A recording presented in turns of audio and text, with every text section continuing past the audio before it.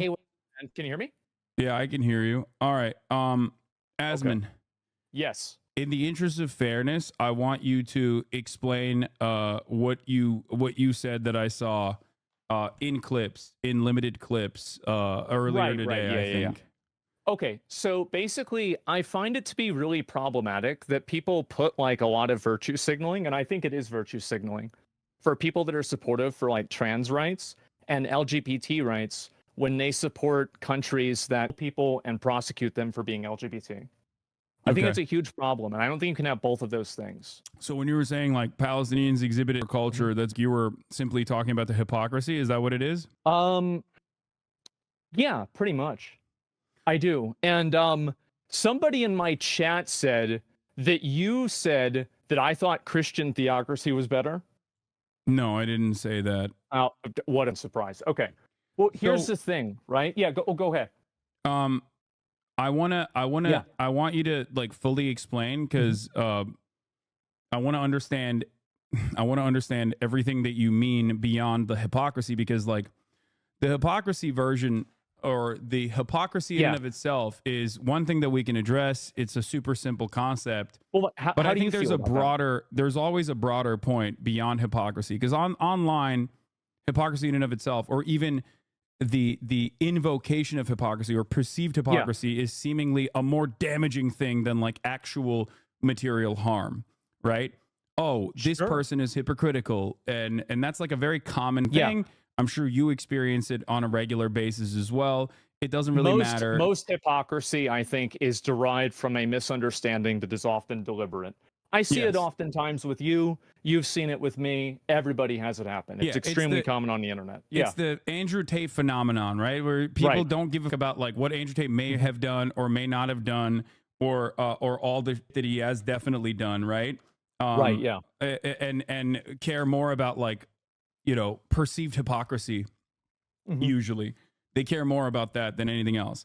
So Yeah, I think I don't there's a Norm necessarily Macdonald clip about that. It was very good, yeah, about Bill Cosby. I don't necessarily care about hypocrisy that much. But in terms of the hypocrisy of the matter, I can explain it to Yeah, you. sure. Number one, so in terms of LGBTQ acceptance, right? Trans acceptance, queer Yeah. acceptance, um, you find that to be in the United States of America, in the wealthiest nation on earth, one of the most prosperous nations on the planet, to be to a certain degree, like a fancy thing to advocate for, right?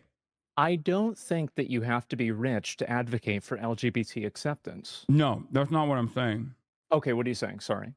No, what I'm simply saying is that LGBTQ representation in video Mhm. games is oftentimes considered to be something that is like unnecessary or something that is Oh, you're talking considered to about like be in games? in games, in facets Uh, of culture, in facets of media. yeah, sometimes it happens. It feels like it's inauthentic. Yeah, sure. Okay. Well, in turn, wait, is there a positive example of LGBTQ representation that you can think of in mainstream media in recent years? Sure. Just so Yeah. I understand what the dynamic So is there. did you play Final Fantasy 16? I did not. Oh my god. So they had a character in Final Fantasy 16, Final Fantasy 16. His name was Dion. And he was like the prince of an area. He was like the, like person who could like channel Bahamut, right? And he was gay, and it was part of the story. And they actually blocked sale for that game in some places in the Middle East because Square Enix didn't want to censor the game for that reason. And I But you respected them a lot for that. but that was um wait, they refused to block the game? Is that what you're saying? Yes, yeah, Square Enix did not do Yeah. that. And that was a good representation of like gay or Yeah, trans I think so. I really do. okay. I think that whenever you create a character, that the character's personality, sometimes it feels like when characters are added into stories, especially if they have like an LGBT like lean to them, they can be turned into being like a one-dimensional like I guess identification of that person. And it's like they make like an overt effort to talk about that and discuss it. And I feel like in a lot of times it can come off as patronizing or talking down to the Okay. it feels Um very inauthentic to me. okay. So Yeah. there are instances where there's like gay representation, trans representation that's like ham-fisted and just simply Yeah. added on as Yeah, I think not so. not a necessary vehicle for narrative development, but instead simply for identity points, right? Sure. To do diversity. Okay. So not to get too lost in the sauce, we can get back to this part of the conversation in a second. But my point was that like that level of LGBTQ representation, it's for diversity. It's for marketing purposes. Usually it's just like sometimes it could be narrative devices, but ultimately it doesn't really matter. But a lot of people still get mad at it, right? A lot of people in the Western world still get mad at it. And for me in particular, there is a hierarchy of needs for and that all human beings respond to, all human beings exist under. Is this like a Maslow's hierarchy of needs, or is this like something else? Maslow's hierarchy of needs is appropriate, but like there's a higher standard, because the Maslow's hierarchy of needs usually is under the confines of like at least a developed country, where a developed country that is not constantly being or victims of like colonial occupation. My point is that Palestinians are not inherently or anything like that. There are gay Palestinians, there are trans Palestinians, both living in Gaza, in historic Palestine, and also certainly outside of Gaza. Well, is it against the law? The problem is there is no time or space or opportunity for them to engage in queer liberation, let alone, advocate for more representation in their artworks, for example, when they're too busy being and destroyed and ethnically displaced for 76 years under an apartheid regime that is a settler colonial occupation. Okay, real quick. You don't think that I support Israel, do you?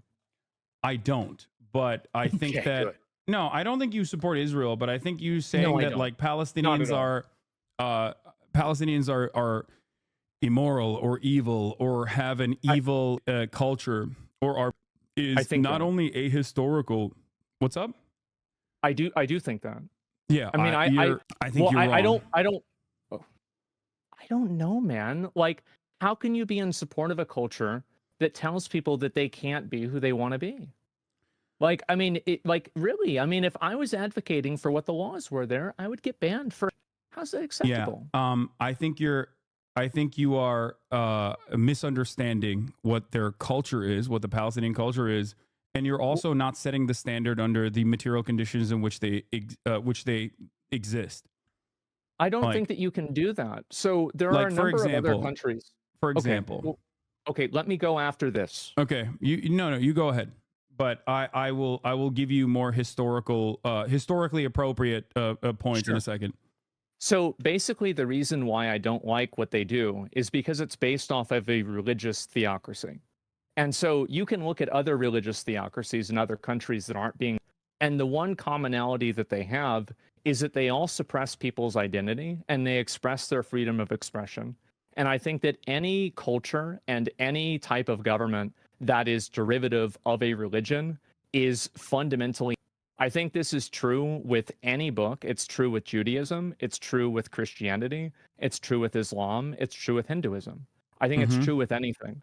And I find it to be very problematic that we're using these books as a guideline for like how to make laws when these books actively encourage people for different types of identities. And obviously, like, I understand that there's like a huge spectrum of people that are part of any culture. There's people that are way more progressive, people that are way less progressive.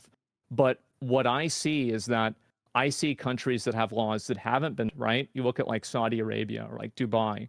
A lot of these other countries still have the same types of expressions or same type of restrictions on the expression for LGBT. And I find that to be problematic. And I think that you could I want to make sure that this is very clear, because like, I don't want you to think that this is something that's like the brown people over there are wrong. I would say the exact same thing for us, like the church, like Christianity. Like if you look at, for example, like Salem witch trials, it's disgusting. It's horrible. So all I'm saying is that I think that there is a standard that's being applied, and I don't really understand how that's defensible at all. I don't like, and that's what doesn't make sense to me. Is it's that not. Okay, well, go ahead. Yeah, go ahead. But here is the problem. Okay. It's not defensible but I think most people, including like the Yeah. gay Palestinians or queer Palestinians or queer Lebanese people, Sure. Anything. understand that there is no room for advocating for civil liberties in your own domestic policies when you are escaping So campaigns. I see your point, but So do you this see is my the point that reason. This is the sorry, reason go ahead. why so many of these countries, Mhm. whether it be Iran, Yeah. whether it be Afghanistan, whether it be Egypt, or many of these places that were far more liberal from Western standards, from the Western understanding of like social liberalism, Mhm. multiple decades ago, before Western intervention, are no longer as socially liberal as they once were. You're talking Because about like the 1917 Iran thing, basically? not 1917, but yes, Or it's circa 1979, 1950. excuse me. Yes, Yes. sorry. And when you look at the history of these countries, and not to say that like I don't personally think that Saudi Arabia deserves to be annihilated for having a religious theocracy. I don't personally think Do you Israel deserves to be annihilated for operating within like liberal confines, but still maintaining a religious theocracy that is baked into now their constitution. do you think Israel, that I support that? no, I don't think you support that either. Okay. But oh wait, well, in terms of the Palestinians, I think the quote was that cultures deserve to be wiped out. Oh, I don't know about that. I feel like anytime that you're people based off of anything like that, I don't think that Israel or America or anybody has the right to come in and tell Palestine how to live and for them like what they're supposed to do. Right? I'm not trying to tell them what to do, but if you want me to accept their culture as being equivalent to ours, I won't do that. Okay, And I do think that it's worse.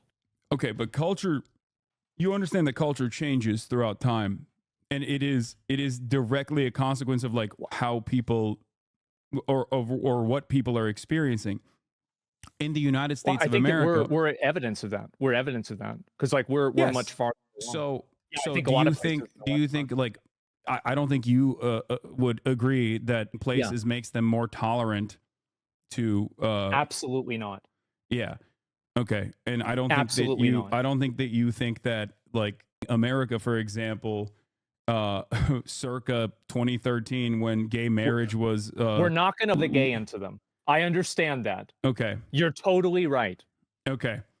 So Yeah, in terms of some of your statements, yeah, like not only I think you're wrong on the history of queer culture in Arab countries, in Muslim nations in general.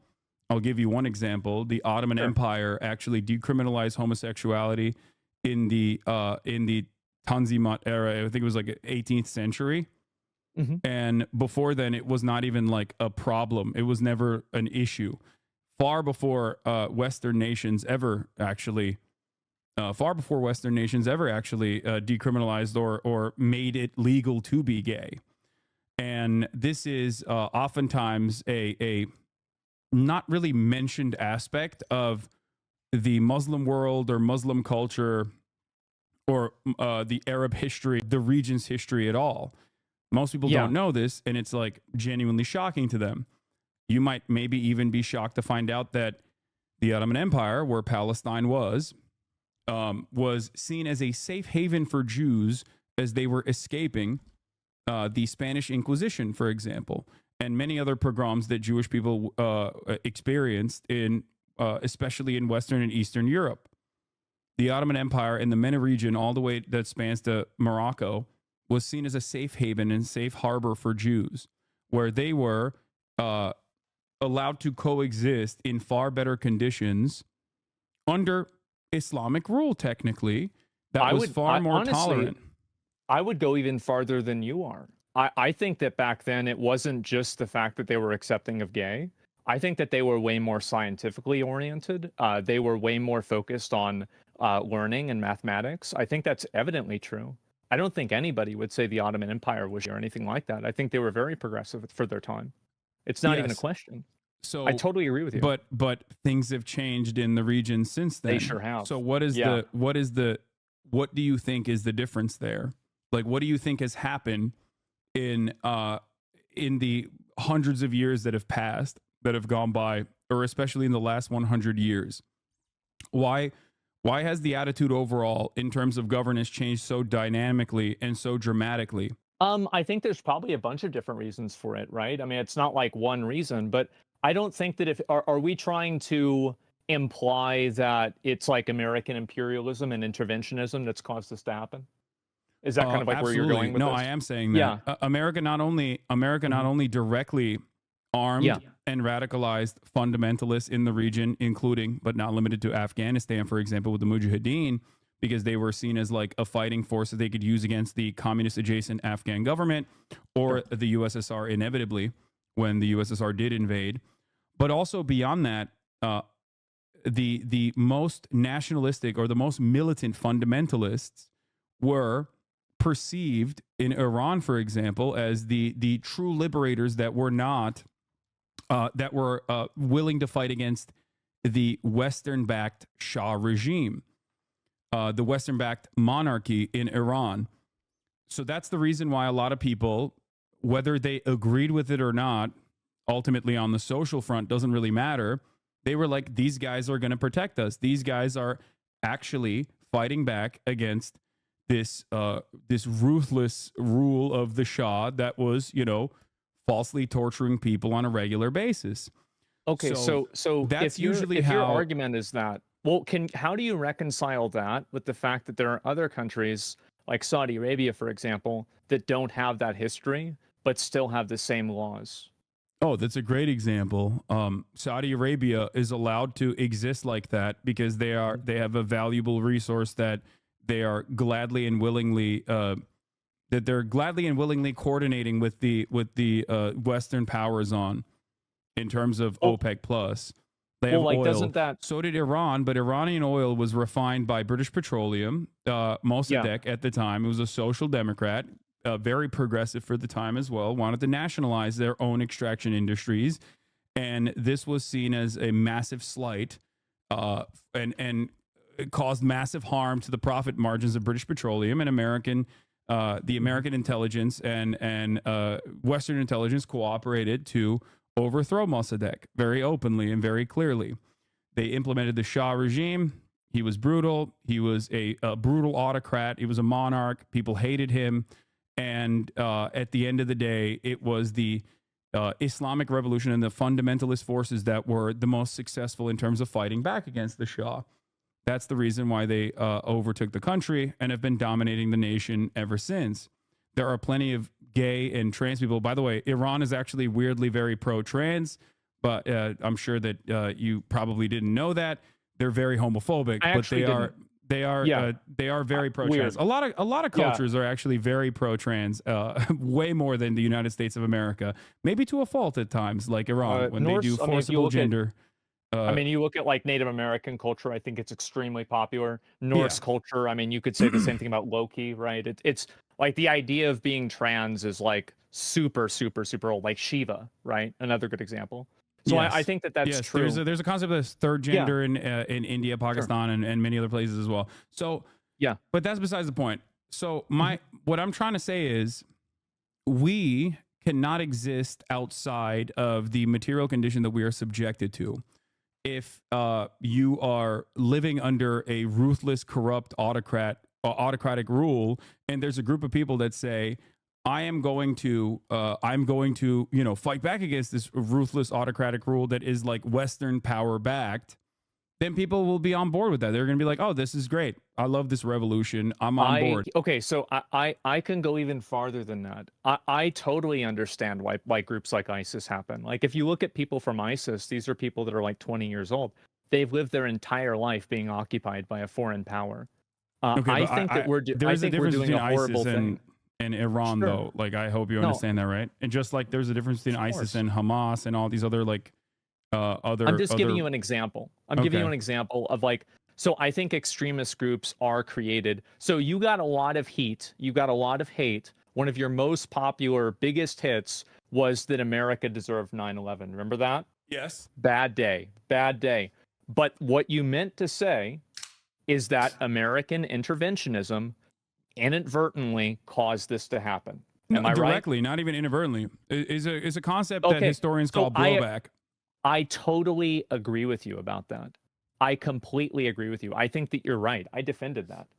Yeah. So my perspective is that I don't think that we can blame, like, I don't see the logic that all of these other countries that are like, from the West, right, that are like much more progressive are somehow intervening and making this, like, these other countries in the Middle East hate gay people and like want to gay people. And I don't see how, like, Wait, you don't pushing agree with against that? You're saying no, I don't. I don't really see how they're congruent. so? I don't like Why no, do you I think don't. that? So why do you think that historically they didn't hate gay people, but now they do? Like, don't you I'm not don't sure. you recognize that like culture changes? You said that you understand that like the Ottoman Empire Sure. was more progressive in comparison to Like, its European counterparts in terms of like the way that they view gay people, even or homosexuality in general. I think that Um, we can come to the agreement, and like, we can talk about historically all you want, right? I think that in some cases, like, that's true. In a lot of cases, like, the way that this is perceived around the world, like, Romans looked at it differently, Greeks looked at it differently, everybody's looked at it differently. But I'm talking about what's happening today. And if I'm looking at yeah, those but cultures today, those are cultures that are oppressing people based off of their identity. And at well, a certain point, right when now the Palestinians don't they don't have any structural governance to be able to do that regardless. So there is no like gay oppression happening in Gaza, because the only oppression that's happening in Gaza is that Israel's lighting them on fire with regular frequency. and we're paying for it. Yes. So in terms of like Yeah. Islamist fundamentalism, right? Yeah. In terms of Islamist fundamentalism, or Mhm. the way that like you perceive Palestinians as viewing gay people, Yeah. there has never been an opportunity for Palestinian people to engage in queer liberation, because in the hierarchy of needs, the number one need for them is to stop Israel from them, is to stop Israel from dominating them Mhm. since 1948, and even Right. before then as well. But after Israel was formed in 1948, that has been the game for the most part. They have never had an opportunity to even think about queer liberation. If your house is on fire, you're not going to be spending a whole lot of time thinking about the color of your curtains, Mhm. right? And that's what this is. There's a much larger problem at hand, and this is precisely the reason why a lot of people actually never fully comprehend this. But a lot of leftists in the Western world do understand that intersectionality, and regardless of like the perceived queer phobia from Palestinians and Mhm. Palestinian governance, they still, of course, offer solidarity. I said this earlier, and I think it's a take bear repeating. I'm in Sure. favor of Medicare for all and universal social safety nets in the United States of America unconditionally. I do not believe in refusing to offer, for example, any sort of health care to a person because they're uneven, right? That's an extreme I case. and I think that they I deserve agree health care. with you. I agree with you, and I would even go farther than that. I think that if somebody's an illegal immigrant, I don't think that we should ever tell. I think it's disgusting to tell a doctor or tell a healthcare provider to let somebody, or to let them bleed out or Okay. something like that just because of that. I completely agree with you. I had to pay my taxes recently.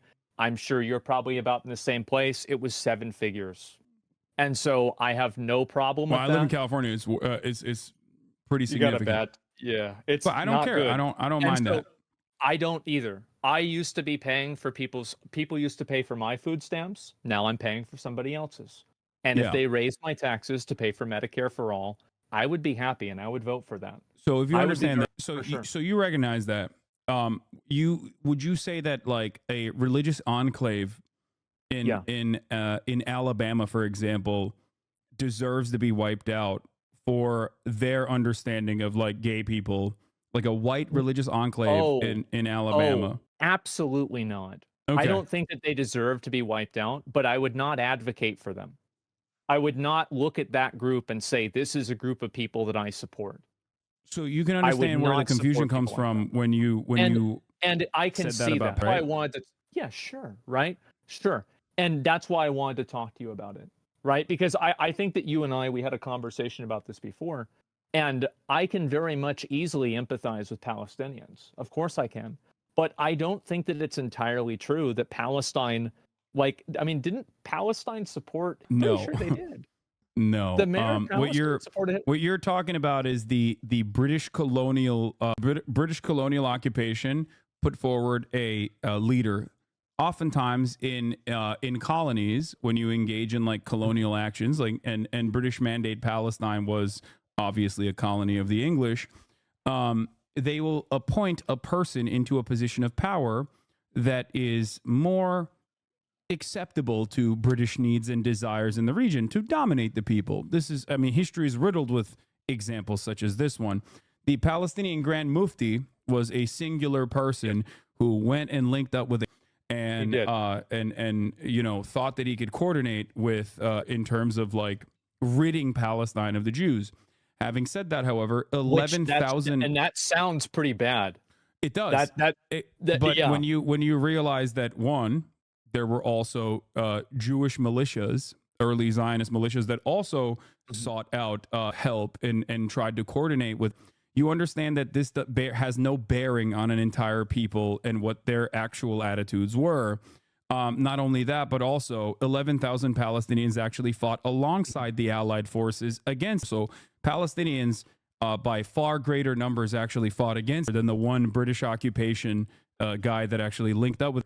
It's actually a common historic Holocaust revisionist talking point that Israeli Prime Minister Benjamin Netanyahu once famously utilized as well, where he falsely claimed that he did not want to kill the Jews until he talked to the Palestinian Grand Mufti, who gave him the idea of the Jews and doing the final solution. This was such a gross historical revisionist talking point that obviously the entirety of Israeli society actually criticized Benjamin Netanyahu for saying such but a he ridiculous... did want to get rid of the Jews, though, right? Yeah, but it's a singular person that has no bearing on real Palestinian existence, especially when much larger numbers of Palestinians fought alongside the Allied forces, right? I think that it definitely does matter if a figurehead of a country is supporting. It's not a figurehead of a country, though. It's the figurehead. It's an appointed person and that has no bearing. And for example, don't you feel like it's a bit unfair for you to attribute every instance of bigotry and bad behavior to being the West's fault? No, I think I have a very realistic and materialist analysis of these sorts of things, where I think that people don't have time to fight for gay liberation when, like I said, they're too busy trying to literally rebuild their homes after it's, especially by a force that, you know, doesn't have like automatic heat-seeking missiles that avoid gay people. You know what I mean? They're gay people and trans people in every day. Like there is no... Like gay liberation is not a real conversation here. It's just a mere talking point that a lot of people who defend Israel, not saying you do, but a lot of people who defend Israel try to repackage Israel's and contextualize it and make it seem more appropriate to an American audience that is sometimes pro-gay and pro-queer. It rarely ever works. A lot of queer people still don't give it. They're like, I don't care. Just stopping these people is their attitude. So that's it. That's the reality of the matter, is that once Palestine is liberated, then they can have this conversation internally. But right now, Western forces are allowing the death and destruction of this people to continue. What do you think the odds are that after this stops happening, that the Palestinians are going to get together and say that it's okay to be gay? I don't know, because I can't even imagine a world where this death and destruction isn't constant. But I would say that just like in the United States of America, you know, people inevitably evolved, inevitably fought back. And what do you think? I've actually got a really good question. An environment for queer liberation, even though to this day, there are still a ton of problems that especially trans people experience on a regular basis. Oh, I mean... it to me, I'm sure you're on Twitter probably more than I am. I'm not. And so really? Yeah, I deleted it off my phone. I rarely go on it unless I'm live. Nick did the same thing. I that's crazy. Wow. Okay. Well, okay. I'm on Twitter a lot. How much more do you think that it's gotten and like homophobic do you think it's gotten in the last like 2 years? I think it's Significantly. like 500x, right? Yes. Like it's insane. It's crazy, and I think that it just keeps getting worse too. And I'm curious, like, kind of what your viewpoint is, because we're talking about like kind of how like these different cultures are accepting people, and like now, what do you think about like Saudi Arabia and like the way that they're like, I guess, effectively sports washing things? I think that's the term that's being used a lot, right, with like esports, etc. Like, what's your take on that? I think that Saudi Arabia is also a religious theocracy that Yeah, is simply trying to moderate their viewpoint in an effort to become more accepted by Western culture and bring in Western capital into the country. for sure. Ultimately, if they did become a queer safe haven, for example, overnight, there's still plenty of issues in Saudi society in terms of utilizing slave labor, in terms Yeah, of death and destruction that befalls like indigenous populations in areas where they want to do building projects. And beyond that, there is the whole in Yemen. A lot of these things can be mhm, solved inevitably, and there were some initiative from China that brought Iran and Saudi Arabia to the table to stop the destruction of Yemen, for example. That was relatively successful pre October 7. But like there are a ton of problems in Saudi Arabia still. Having well, said just that, recently they just let women drive. yes, Very recently. Yeah, yes, no, a lot of the I'm things, a fully aware lot of of the that. things Yeah, that people who use this kind of sentiment against Palestinians yeah, oftentimes will overlook Saudi Arabia or other Gulf states that have the exact same rules and restrictions. But once again, this is more so about allowing right wing sentiment to fester and dominate a society. There are plenty of members in the Israeli Knesset, for example, that also don't want women to learn how to read and write. This oh, does it's not, so bad. Like this doesn't, I absolutely, you're completely right. and there are plenty of people in America who feel similar ways as well. I've been Some of hearing a them, lot of bad things about women being able to vote. yes, Yeah, some of those people gain more prominence in society as society becomes. Some of these people end up gaining more prominence in society, and slowly but surely they try to reorient society to their own desires. That's the reason true. why a lot of people fight back against this sort of thing. Okay, that's the reason Mhm. why a lot of people fight back. Gay people, queer people, people who are aligned with them fight back against this sort of sentiment in an effort to make sure that it never turns into a society that does this kind of thing to gay people, queer people in general. So, Does it again? Well, we used to do it for a long time. I mean, gay marriage being legal is very, very recent. yes. And it's No, already, I totally support that. yeah. So, my point is, Yeah, we've never given the opportunity to many of these countries in the MENA region uh, to be able to have the freedom to continue developing and have their own civil liberties and have their own fight for civil liberties. And we will never be able to see what it would look like if they were given the opportunity without our intervention. We can only look to the past where that intervention wasn't as severe and point to a time when they were relatively open minded, especially in comparison to their European counterparts.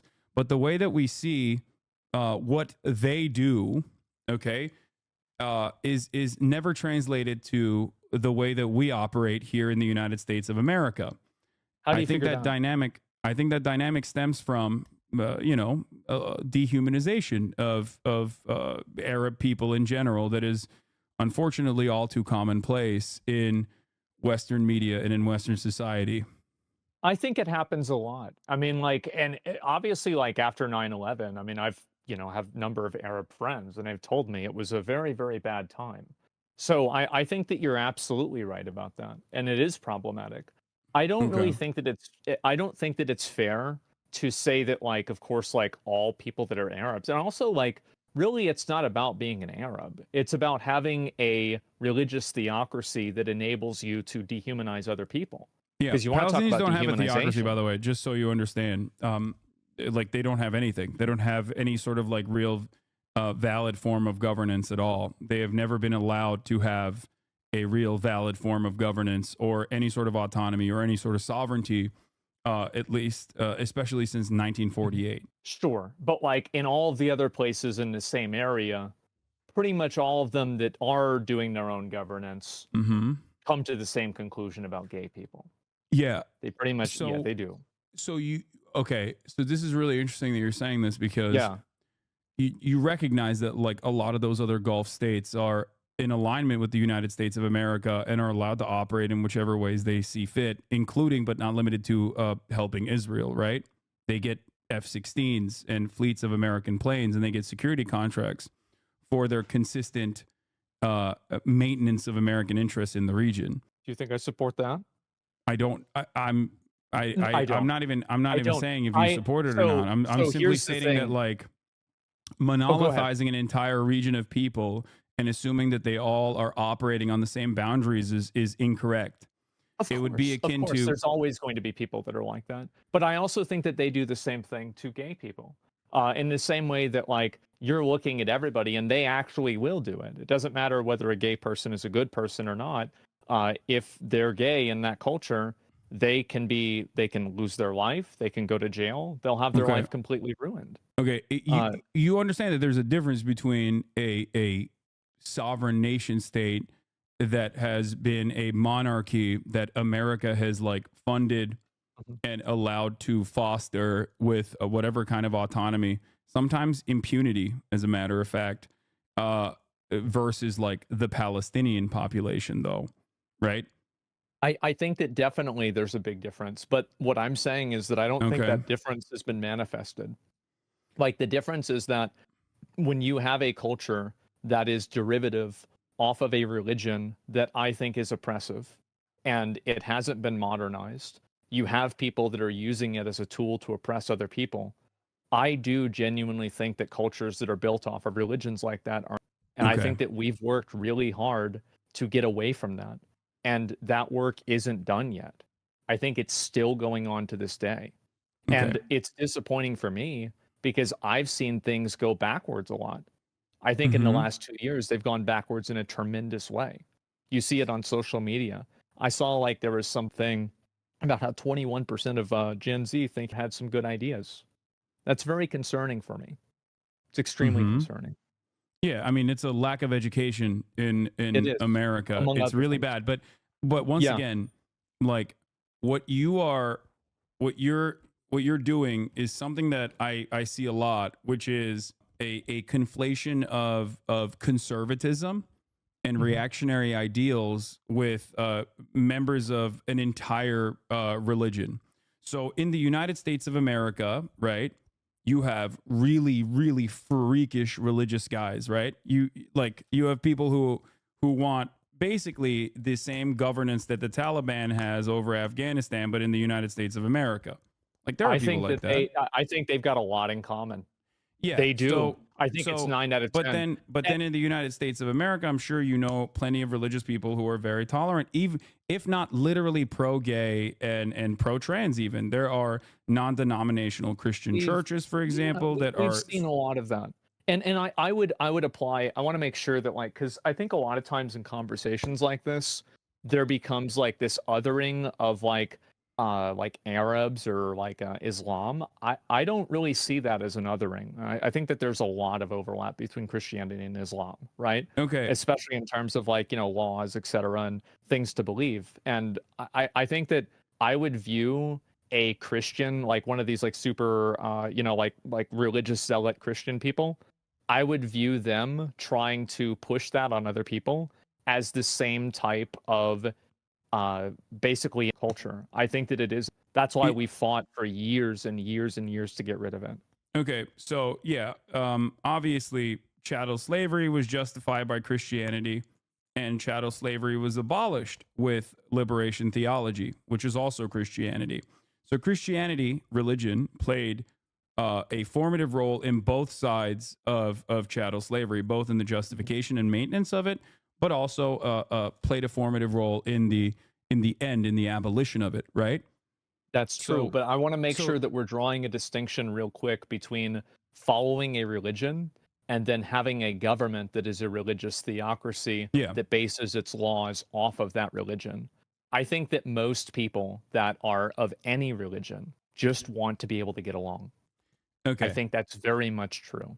So, But the problem is that if you have a government that is based off of that religion, I can't think of a single government that's based off of a religion that isn't bad. well, I mean, Americans are the American Republican Party is desperately trying to bring that back as best as they can, but I They're think trying to make them. They've made it legal to teach that it's mandatory now to teach the Bible in Oklahoma. yes.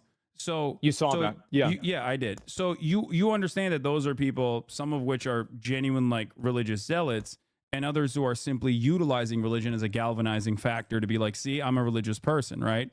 Like, Oh, I think people that have we know different somebody like that. aspirations. People have different motivations for Yeah. why they advocate for certain things.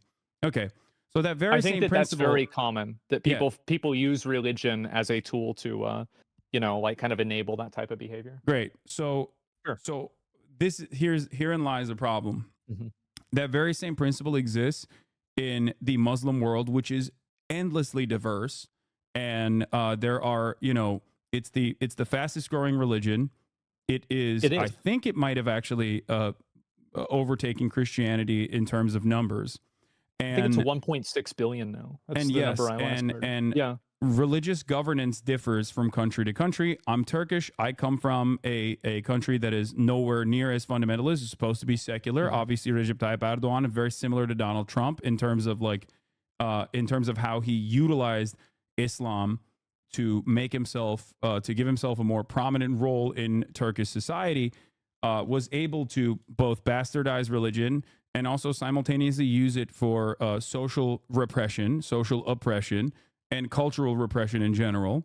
So I personally understand like I've it withstood the direct consequences of that, of a society being redesigned, and perhaps that is the reason why I that there's a difference between simply monolithizing an entire religion versus people who are championing religion, Islam in this case, Mhm. to meet their own authoritarian governance demands, and that's simply what it is. A lot of people don't like the way that their government operates. There are gay Muslims, there are queer Muslims, there are queer trans people. They have unfortunately not had any breathing room to be able to advocate for civil rights in many parts of this region because they have been consistently pushed back against, and also don't have any time or space to be able to do such a thing when they're under direct occupation. That's the issue. But And but if would the- you come to the same conclusion that basing decisions off of that religion and making laws based off of that religion is a bad thing? Yeah, of course. I don't. What do you mean? Okay. I don't. I don't okay, agree in so- theocracy at all. I don't- Awesome. And I don't- so, but wouldn't that mean that it would be? No, I wouldn't I say. I wouldn't say that any Okay. culture is to one another. I would, No however, say way. that. I would, Come however, on, say that, man. especially as it pertains to Palestinians, the reason why I Yeah, don't think sure. it's over the one another is that is a very dangerous and treacherous language to utilize, especially when there are, hundreds of thousands of and wounded people that are in the crosshairs of Israelis. I think think that it so works. if this is a semantics issue, and if like me saying, if you think that that's dehumanizing or problematic, then I don't necessarily completely agree, but I can see where you're coming from. Well, the I reason would say worse, or you could replace that with any other word that is just like not as good as. yeah. But of course, that doesn't represent. But even the then, people, it doesn't each matter because then individual there's person. something that's better, right? The Sure, problem there is is. American culture or like American actions are not necessarily better. That's my point. They On are. the basis of like on the basis it's not of even a question. What? If you have a country and a culture that allows somebody to get for their sexual orientation, that is a worse culture than a culture that doesn't. I think that There's literally there's no other way to look at it. there's something. So here's the thing. There's something that we do in the United States of America, or in the Western world especially, that creates this veneer, this aesthetic that we are somehow morally more progressive and more superior than other countries. I'll give you an example of Sure. Yeah. I can talk about like gay rights in general, but beyond gay rights, one thing that I could talk about especially is for example, right? Sure. We often talk about gulags and slave labor being done in the USSR, in the Orient, like all the way over that is. Whereas like being used slavery now in Saudi Arabia. yeah, exactly. sure. Whereas is literally codified in the American Constitution under the 13th Amendment. It's just that it is appropriate as a mechanism of punishment for those who have done. Another great example of this is, right, we often look at like the nature of like Pakistani society or Indian society where we thrive. Sure. There's so much corruption. We have codified under Was it lobbying? Under legal terms, exactly. Right. Lobbying. Okay. So I see your point of view, but I don't agree with you about the point. They used to take black people's teeth out of their mouths so they would give them to white people. We don't do that even to prisoners. No, I know, but it's still, but it's still an inhumane practice, right? Like you understand that, you agree with that. I do, but I'm saying that the level and the severity of like the American like transatlantic slave trade is like several measures of worse than the way that prisoners are treated here. Of course. No, chattel is a unique, and every single historian will agree with you on that front, that many cultures have practiced throughout time, none of which as uniquely as chattel, because there is obviously a like scientific racial aspect to it in terms of like indentured servitude. Indentured servitude, for example, did not mean that like your next of kin was also enslaved in a similar fashion, whereas chattel is different because if you're black, that means you are inhumane. It means you're. And the point I was going to make is that, ironically enough, whether you recognize it or not, the exact same arguments and sentiments were expressed towards black people during chattel in an effort to justify their continued enslavement. That they were. Can you elaborate on that? I'm not sure what you mean by that. Black people were perceived in an effort to continue in American culture, in American society, in the Western world, in an effort to continue the dominance of black people, in an effort to continue their subjugation. The Americans, or at least like people in positions of power, were like, we need a way to make this appropriate, to make this justifiable, to make this permissible. Because otherwise, if people start recognizing that these are human beings and not simply capital, not simply animals or something even worse than animal, then they're going to start feeling bad, and people are going to fuck up the bag. It isn't new, right? It's not new. It wasn't the succession of kings back in the day. It was the divine succession of kings. No, yes and no. So the reason why I'm saying this, because we both recognize saying the that there's a uniqueness of chattel. You're saying that there is a religious justification that was created so it could be justified that you could do this. No, I'm not even talking about the religious justification. No, I'm talking about scientific. Like a moral one? Scientific justification. Like eugenics. Yes, eugenics. Which is now seen as a false science, as pseudoscience that was specifically created and designed in an effort to look at this racialized form of and justify it. And in that process at the time, or rather the reason why they went to that justification was because, if they were to do this on religious boundaries or on ethnic boundaries, as they had done previously in previous societies, whether it be like the Romans or the Greeks or any other form of like indentured servitude that was practiced in other cultures and other civilizations, you could not engage in the continued dominance of black people that way, because what if they become Christian, right? Or when you bring black people here, they learn the culture, they can they can integrate into society inevitably.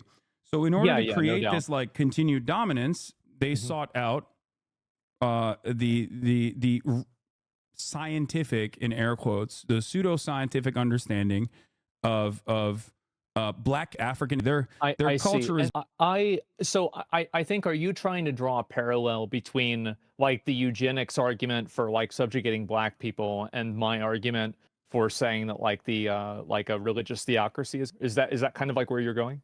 where I'm going Yeah. is that in order for Western cultures, in order for Mhm. Western nations to continue their dominance over other nation states, there is a direct through line of creating an air of, while simultaneously destabilizing these places in an effort to maintain their underdeveloped status, which oftentimes will result in people behaving in more manners. If you with people, they're not going to like it. I Yes. agree with you. I think that's Okay. very true. Absolutely. I don't really think that there's really much of a disagreement there. I think that like absolutely that's what's happened. But if I'm looking at it from like my point of view, I do think that like the culture that we have is a better culture. I don't think that you can compare it to eugenics. I don't think you can say like, for example, like with eugenics where they're like comparing like shapes of somebody's skull or something like that versus like whether somebody is allowed to be gay or not without being prosecuted or I don't really think that these two things are equivalent. I think Okay. that one of them is absolutely a lot worse. No, And it's much more definitive. I'm simply mentioning the rhetoric that is utilized in this process. Like Um I have no problem. one of the So examples is like the go ahead. indigenous population, right? Which is Like Native Americans? yes, which is ironic that Sure. we're having this conversation today. A Columbus lot Day. of the early justifications of settler colonial was met with the indigenous population is one another, some of which was not Yeah. true at all, and others that might have been true. Now, Well, the there's a lot of it that was true. I mean, they did now some crazy down there. so ultimately, it still does not justify the inhumane and horrific practice of full scale, which is infinitely more than anything that you could than anything that you could basically say about the indigenous population, right? I would say to an extent, yeah. Like if you want to talk about like how the Spanish treated them, yeah, it was really bad. Okay, so Sure. it's a far greater, right? Like Right. instead of um fostering a non-hostile relationship with the indigenous population and collaborating with them, instead of doing that, full-scale domination and it was the far worse in that process, right? Because human beings are Um, still human uh, beings at the end of the day. You can like reason with them, you can talk to them. There is no greater in terms of like Olympics, like is up there. It's the worst thing you can do to a entire group of people. I You're totally right. Yeah. I completely agree with you because like yeah, you can't talk to them or anything like that. But what I'm saying is that I think that those people were others of them all the time. Like they were doing that too. This is I mean we're doing it right. Yeah. And so like you're saying that this one is kind of a little bit worse than the others. No, And I not a think that little bit. my No, no, no. I think far worse. okay, Far more I mean damaging. Far that's more fine. damaging historically and Mhm. throughout time. Like, I guess my argument is like, I Yeah. don't care if, like, for example, Jewish people in the Holocaust, like, if they were homophobic, for example, like, I don't think that would justify the Holocaust. No. You agree Obviously with that, not. right? Okay, Yeah, of course not. then what your statements about Palestinian culture and the reason why a lot of people on Twitter are mad at you now is a similar sentiment being expressed, whether it was inadvertent or not, that their inferior culture is being wiped out, and you don't care if an inferior culture is being wiped out. Like that's the I'm not going it to support a culture that demonizes and people for their identity. I'm never going to support a culture that does that. It doesn't matter whether it's Christian, Islamic, or anything okay, atheist. Any time that a culture is people for their identity, that culture is, okay. and they are committing an act of.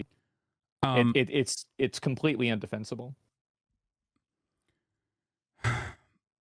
Well, I think there are some issues with that sentiment, especially when you compare, for example, what the American government did in World War II. We support the Allied forces. We root for easy company, as my friend Felix Biederman always says, regardless of how America was segregated at the time, an incredibly unfair and inhumane practice, right? Americans were not exactly woke on gay people at the time.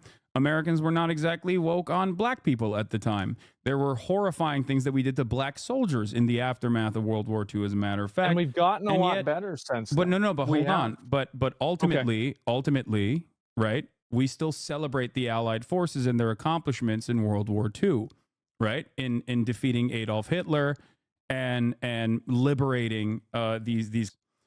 The problem is, in terms of like the analysis, in terms of people resisting against like Israeli occupation, a similar dynamic exists. These are guys who I don't agree with in terms of their own domestic affairs, in terms of the way that they govern themselves. But the problem is, they don't have, like, there is no opportunity for normal Palestinian civilians to go out and take it to the streets and like fight back against their own governments to be able to get to that point in terms of civil liberties for queer people. They've never had that opportunity. So I see it in the same exact way. Like, I ride for easy company. And I think that I am not going to sit here and criticize people resisting against the Israeli for that same exact reason, because it's a far greater than anything that people could potentially do is the thing. It's the worst possible thing you can do to an entire population. But they would be doing to people based off of their identity. No, you can't imagine that, is what I'm saying. You can't and you can't point to Saudi Arabia as a reason for why you think they would, especially when historically they haven't. And beyond that, there's never been an opportunity for them to be liberated so they could even fight back against so that normal Palestinians could fight back against, like, whatever kind of religious oppression that might come afterwards. So your perspective is that you think that if Israel wasn't doing this, that Palestine would like basically progress through these social issues in the same way that we have. I think all people, when they no longer are subjects of colonial oppression, will inevitably come to that recognition, just like Americans did, where there is more breathing room, where there's more of an opportunity for people to fight back, in that, like, work their way through those hierarchical needs. And yes, queer liberation is a part of that. Feminism is a part of that. Feminist movements are a part of that, and that's how societies are allowed to evolve and become a different version of what they once were. The problem is there's never been an opportunity for them. Now, having said that, just like I talked about, Easy Company and the Allied forces during World War II, like, you root for them against Adolf Hitler, right? Because Adolf Hitler was doing it. Mhm. And that's the same principle here for the Palestinian liberation, is that regardless of what their attitude is, regardless of what their cultural attitude might be, the governance specifically, because Hamas in and of itself is an Islamist fundamentalist organization that has evolved throughout the years. But having said that, it is still, they're definitely guys who maybe I don't see the world in the same ways with, and don't agree with their form of like internal governance. But I'm not going to spend a lot of time on that, because their primary bad. What? Yeah, it's pretty bad though. Yeah, I mean, the way that, and the reason why I don't spend a lot of time and emphasis on that is because their primary role for existence in general, as Palestinian statehood has evolved, or the Palestinian emancipation movement has evolved over the course of 76 years, they have become the only party that is ready to resist against the Israeli settler colonial occupation. So that's my analysis there. It's that it's not going to stop. Palestinian people are going to continue to be mercilessly and ruthlessly dominated by the Israelis, as they have historically.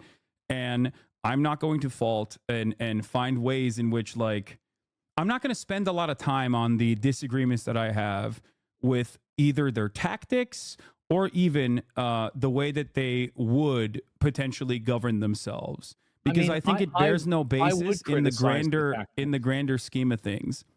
I do criticize the tactics, especially like, I mean, that was the October 7th thing. I mean, a lot of random civilians and people that weren't involved were getting, it's when they do it and it's when Israel does it. Yeah.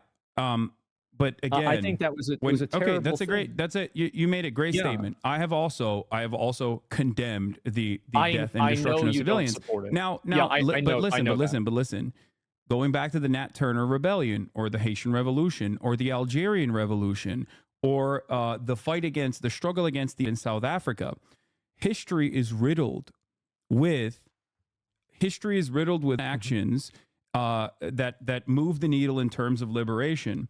But when all is said and done, you don't think about the practice of putting a tire around collaborators in South Africa and lighting them on fire. You think about how gross and inhumane the practice of the maintenance of the was. Because if you spent a whole lot of time on what the tactics of the liberation were, it would almost come across as a justification, right? And that's my point. I don't. Okay. So you think like, and I could see where somebody would think that. Sure, I could see where somebody would come from that perspective. I don't really think that it's justified at all. I don't think that we should be with them. I don't think we should be funding Israel. I think it's disgusting. It's a waste of everybody's money. Like you were talking about universal health care earlier. I think it'd be a lot easier for us to do that if we weren't shipping a bunch of resources overseas to random people. I totally agree with you. But I think that I very much think that it's wishful thinking that the moment that Israel stops attacking Palestine or Palestine has some degree of independence, queer liberation is going to begin. I think that will only happen in the situation where a no longer exists in any capacity. Well, has never existed in Palestine regardless. They've never had a form of governance, let alone especially because do you think they're not making decisions based off of religion over there? Yeah, there is no at all. They're not like following the rule of Islam or anything like that, or whatever your understanding of it is. No, there are religious fundamentalists within the governance structure, but once again, it bears no. It's not a part of the decision-making structure. So where do you think it is not a significant aspect of their. It's not a significant aspect of their day-to-day existence because where do you think they got the idea to gay people then, or to put them in jail? Where did that idea come from? If it wasn't from religion. What do you mean? Well, where would it have come from? It is ultimately irrelevant in the grand scheme of things because they are still under a permanent occupation. That's my point. But it did come from. My point is that it came from a religion. Okay, is a religious. Okay, it's conservatism that you're criticizing, not specifically would be the final stage of conservatism in general. But what you're not recognizing in this process is that Palestinian civil governance, in terms of like, their mistreatment of gay people or anything like that, is totally and utterly irrelevant, especially when the only thing that we are doing in terms of our intervention there is to literally galvanize people with some more fundamentalist, some more reactionary perspectives by every single person. True. So if your goal is to abolish, destroy it in general, you can't keep these places. You need to allow these societies to redevelop, and then civil liberation will come. Just like in the United States of America, some form of that has existed. Some form of that occurred because a lot of gay people and their allies fought long and hard, and inevitably in 2013 we allowed gay marriage to happen legally. Right? Even though there's always going to be a constant push and pull, there are still plenty of people who are trying to take that back as well. But my solution for that is never to and people who have these opinions. I don't think that that's the right option either, but I'm not going to support a culture of people where that is the default. And I don't think that it's as simple as saying that because we're them and because this Maslow's hierarchy of needs is happening, that this is the outcome. They like, I don't really see how it's congruent that you can see how it's inconsistent though, right? Because like you're well, saying okay, you're saying that you don't want to like a religious enclave, a white religious enclave in Alabama, well, I don't but want you to won't bomb support Israel. them. But if they were No, if they I'm were not supporting. being, I don't think you would sit idly by. You say this is completely inappropriate. You wouldn't be like, well, they're inferior in terms of their culture, so they kind of, you can make up your mind on whether they deserve it or not. But I don't remember the exact quote you said, but like I'm pretty sure it was something along the lines of like, they're gonna get, and because they're inferior, that's fine. So if you view your fellow American citizens as human beings, the Palestinians are no different in that regard. I think it's definitely different if you're talking about people that are from your country or not. Absolutely, it's Wait, different. why? Well, because they're part of your country, they're part of your culture. You're accountable to them in a completely different way. Like, of course, I'm going to feel more accountability and I'm going to care more about somebody who lives in my country than somebody that's across the world. Of course, I would think that. It's not even a Wait, question. no, they're not. Wait, but the underlying fundamentals here is that they're human beings with dreams Sure. and different opinions, or maybe even the same opinions and same exhibiting the same stages of life that you're exhibiting, and therefore all life must be cherished, and their lives should be no different in your analysis. If we're looking at like right and wrong, their lives are no different, even if they disagree fundamentally with you culturally. They don't deserve to be. No. I don't want to have them. Like, that's why I don't want to support Israel. I don't want to have anything to do with it. I don't want to support this. I Okay, don't but want to have Israel is anything to still do with it. I bombing don't. them, and Sure. and when you say one culture is inferior in the process of them being, saying that you're okay with them being and not being and not saying that you support them, makes it feel like you're fine with the way that things are unfolding in the I don't area. want to involve. I don't want to involve and entangle the country in another issue like that. I don't want to be involved with it one way or another. And no, I don't think that if they stopped getting, they would just start being accepting of these other people with these Well, different identities. you don't know, because we've never Well, we do experienced know that. because there's other countries that are part of that same region Wait, that have the same laws, like Saudi Arabia or but Qatar. they're not the same people. You do understand that, right? Like even culturally speaking. They're coming from the same culture and they're coming from the same religion. No, that Asmongold. Do you really think I don't know think how to that they're not describe this to you. Well, one, because Okay, you're talking to okay. someone who is from that culture and from that region, who is like of a Muslim background, comes from a 98% Muslim country.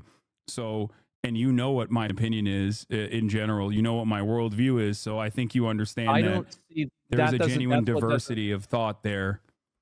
Yes, Monolithizing an entire region of you people are is literally allowed just. you're allowed that diversity of thought because you're not there. No, that's not true. There are plenty of Turkish people who fight back against the Turkish government currently, and Turkey was significantly more secular, many, many years ago before the Erdogan regime came through and utilized religion as a bastardized version of religion as a way to invoke social repression. Turkey is still far more modernized and far more tolerant than some of these counterparts that you're talking about. But ultimately, there is no like singular attitude that every single person from this region has. Just like there is no singular attitude in the United States of America. That's why I gave you the example of like Christians living in a white enclave in Alabama versus that exist in the region. They are not like there is no unified monolithic understanding within the Muslim world. That is not the case at all. And there have been plenty of initiatives to fight against social repression in these countries. It's just that it is virtually impossible to successfully implement these sorts of strategies when you're too busy worrying about like if America is going to you or not. That's the point. or if Do you America think props up Dubai is worried about America them? who? Dubai? Yeah. No, that Dubai is the other side of the Dubai is the other side of the equation. That's the point. It's either you're worried about America, so you can't even engage in any sort of like initiative to fight back against your own government, or the American government is offering you so much security in terms of like the military that their repression is all but inevitable if you try to push back. The point, however, is that do you think that there are no homosexual people living in Dubai? Of course there are. It's more so that they are repressed and are unable to fight back because America has propped up these monarchs and giving them a ton of weapons to be able to continue dominating their own citizens. I think that you blame too much of all of this on America. I think that America It's does not, play a role in forget this. America. It doesn't matter. America is a catch-all term here. Like Sure. it's whoever is like offering religious an opportunity to continue dominating their own population. If it wasn't America, it'd be a different country if they were doing the same thing. That it just happens to be that it is America right now because it is the global hegemonic superpower. Sure. Yeah. No, I see what you're saying. I think that the big problem is that if you have a religion and you are basing your culture off of that religion, and that religion is used to oppress people, that type of culture is inferior. And whether that changes in the future, whether anything happens in the past, is irrelevant. At this current point, the way that they handle things is awful. It is there is no, absolutely but awful. also again, we have to both recognize that like Palestinians are not handling anything but just right now. So there You're is no completely right. Okay, so when you recognize that, and you talk about the nature or the immoral nature of like Palestinian existence without analyzing it within the framework of 76 I never years said that it was. I never said that it was or their existence. I said that their behavior and the way that they treat people is bad. It's extremely bad, and it's inferior to ours. It's not a real not thing bad? at all. No, because it's not. You said they were inferior. When I did. It is completely outside of the scope of Palestinians when they do not have any sort of sovereignty. I think you did use the term, if I'm not mistaken. But once again, well, the behavior is if barbaric. you The people are not, obviously, right? I mean, like, of course, every person that lives in a country does not have the same viewpoints, but the country as an entity, or any sort of group of people as an entity, does have this viewpoint. okay, And the U.S. used to have this viewpoint too. yeah. And in that time frame, if the United States was being mercilessly and ruthlessly by, I guess, an alien force that is because like the power dynamic, the disproportionality of the power that like a nuclear armed militant state in the region that is backed by the hegemonic superpower America is incomprehensible from the perspective of Americans. So I have to use like an alien force with superior technology in this situation. If we were getting ruthlessly slaughtered by an alien force, I wouldn't give a if someone was or not. I'd be like, thank you for fighting against the alien force. That seems awesome that you're doing that. I would actually arm up side by side with my fellow Republican, rabid Christian sociopaths to try and protect my home. And that's the point. I think that that's probably true to an extent, but there's not really an alien invasion. I mean, that's not even what's happening. I know. The only reason why I'm using that as a hypothetical is because there is no world power that represents that disproportionality that America and Israel present over an occupied territory of Palestinians that literally cannot even engage in regular foreign trade. And Israel dominates their life to such a degree that like they literally used to deny cookies from entering the strip or pasta from entering the strip, a practice that the Israeli Kojat authorities considered putting the Palestinians on a diet. That level of ruthless domination over the course of 76 years is probably going to harden you against the group that is dominating you, is probably going to make you hate the group that is dominating you. Sure, and it's but you're not righteous being and dominated correct by to gay hate people. them. You're What's not up? being dominated by gay people. You're not being dominated by transsexual people. What? Like, I totally agree that yes, of course, like it No, makes gay sense people that and trans people, Palestinians. gay people and trans people are not a part of what I'm saying. I'm saying Mhm. that the gay people and the trans people that are living under those conditions in Yeah, right see Israel as a far larger problem in their existence than they do like Islamic fundamentalists, which hasn't even been like a real way that Palestinians to be able to govern themselves because they've never had. That's the point. And I talk to gay people in the region yeah, all the sure. time. I talk to gay people in Lebanon.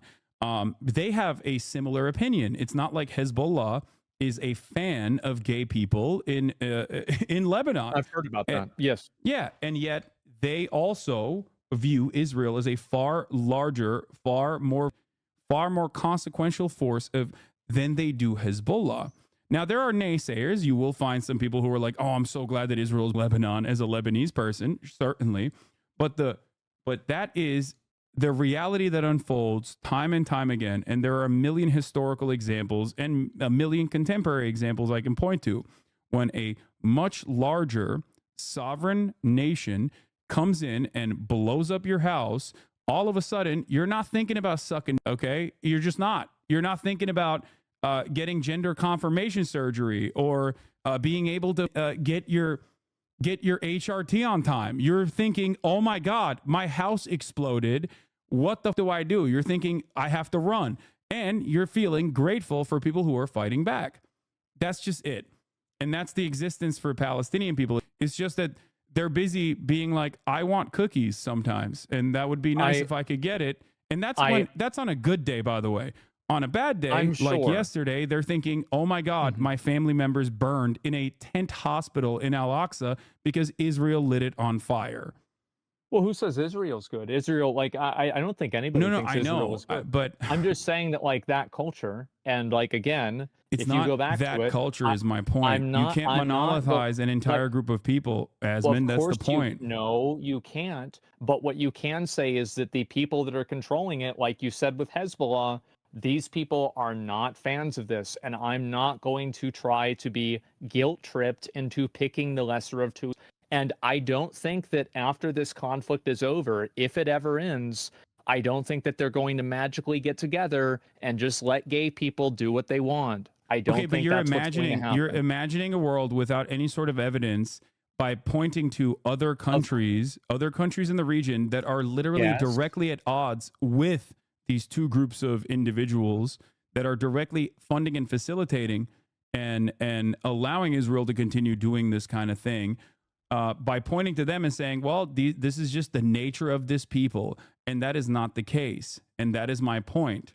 Oh, it's not the And nature of the people. It's a culture. It's an ideology. Of it course. would be like saying, sorry, America is an inferior culture circa 2013, or America is still an inferior culture when Trump inevitably wins in 2024 and implements some of the things that they wanted to implement in terms of like the Supreme Court has openly stated that they want to even revoke the Obergefell decision. Like when that happens, I don't think you will say America is an inferior culture. I think you will say that there are a lot of religious fundamentalists that have overtaken this government and is now moving America in the wrong direction. And if you can I actually understand would. that for your fellow I citizens, would say that. I would say that it would become inferior. Absolutely. okay, And I think that if you compare our culture that we have now to 20 years ago, we are superior than we were 20 years ago. And I okay. think that if you look at My 40 point years is, ago, it's even more the case. And I my, think it continues to so you become more the understand that. case. That's great. Okay. So Yes. my point, however, is that now add on to that equation Mhm. a a military force that is so much more powerful that like there is no global current existing counter. Like I can't say this about China. Like the difference in military might between China and America is that America is still far greater in terms of military superpower than China is. There is no comparison between the disproportionality of the Palestinian people face from Israel and America that like suits the bill of like Americans potentially being dominated and destroyed. If Donald Trump was, which is the reason why I use the hypothetical example of an alien force with like Sure. mega nukes or something that can just like wipe out entire cities, overnight. Just to help you understand the proportionality of this that Palestinians are subjected to. If Donald Trump tomorrow came into power and moved America in that direction, and then aliens invaded America, I think yourself and myself, alongside everyone else, would try our very best to fight back against the aliens, rather than turn around and be like, well, hold up now. You know, we gotta really figure out gay marriage again. We gotta bring back gay marriage right now. We can't do that, and that's precisely what has happened to the Palestinian population. I don't think that's what's going to happen, and I understand. Like, I feel like you are very optimistic about this. I don't share that optimism. I'm not. I'm realistic, because it bears no basis. Like, I don't know. the cultural hangups at this moment are utterly irrelevant. Just like African tribes and their practices of, like, maybe or whatever the people said at the time, some of which was true and some of which was not, did not justify chattel slavery, or the Nat Turner Rebellion did not justify the reaction to continue the dominance and the practice of chattel slavery. I think that there's nobody. I don't think there's anybody that's like justifying any right. I'm not justifying. I don't think anybody would justify. I know, but I think that when you say that they're an inferior culture, and I won't defend them, understandably people think, oh, okay, so you don't have an issue with the way things are unfolding currently. I mean, I think that people are going to interpret things however they want to, in order to make it seem like it's something that fits their worldview that they've already decided on. Fair, I think would you say it's fair that people make that would make that assumption about your statements when there's an ongoing that you consider to be inappropriate and unjustifiable? I think that it's bad. For sure. Of course it's bad. Okay. People are going to look at that. They're going to look at what I say, and they're going to make their decision off of that for whatever reason, right? I have no idea. One thing that I've learned on the internet is that it doesn't matter what you say. Most people have already decided if you're right or wrong before they watch the clip. That's really the truth. So I'm not really that concerned about that. Of course, I don't support random people, right? Nobody supports random people. But if you're talking about supporting a country and supporting a government, or like a group that is in power, I would absolutely not support one that uses that power to people based off of their identity. I think that's fine, but like I said, there has not been a single moment where the Palestinians have had any breathing room outside of, like, Israeli occupation, where they have engaged in this sort of self-governance that you speak of. So it doesn't necessarily matter in the grand scheme of things where there's an active going on. Here's the thing. I really hope that we can end the Palestinians will be able to make their own decisions, and we'll see which one of us is right about this. Okay. I do. That's my perspective. Okay. Because I don't think I can convince you. And I don't think you can really convince me about this, but I think that we do agree. No, I'm saying it doesn't matter. To me, it doesn't matter, because it's not because I don't care about it. Of course I do. But I understand, as do you, by the way, that is the far greater, that it bears no basis in my analysis on whether it is right or wrong, as do you also admit. So I'm not going to sit here and be like, well, Palestinians are, especially because, like, they're not. And I understand that Palestinians are people just like Americans are, right?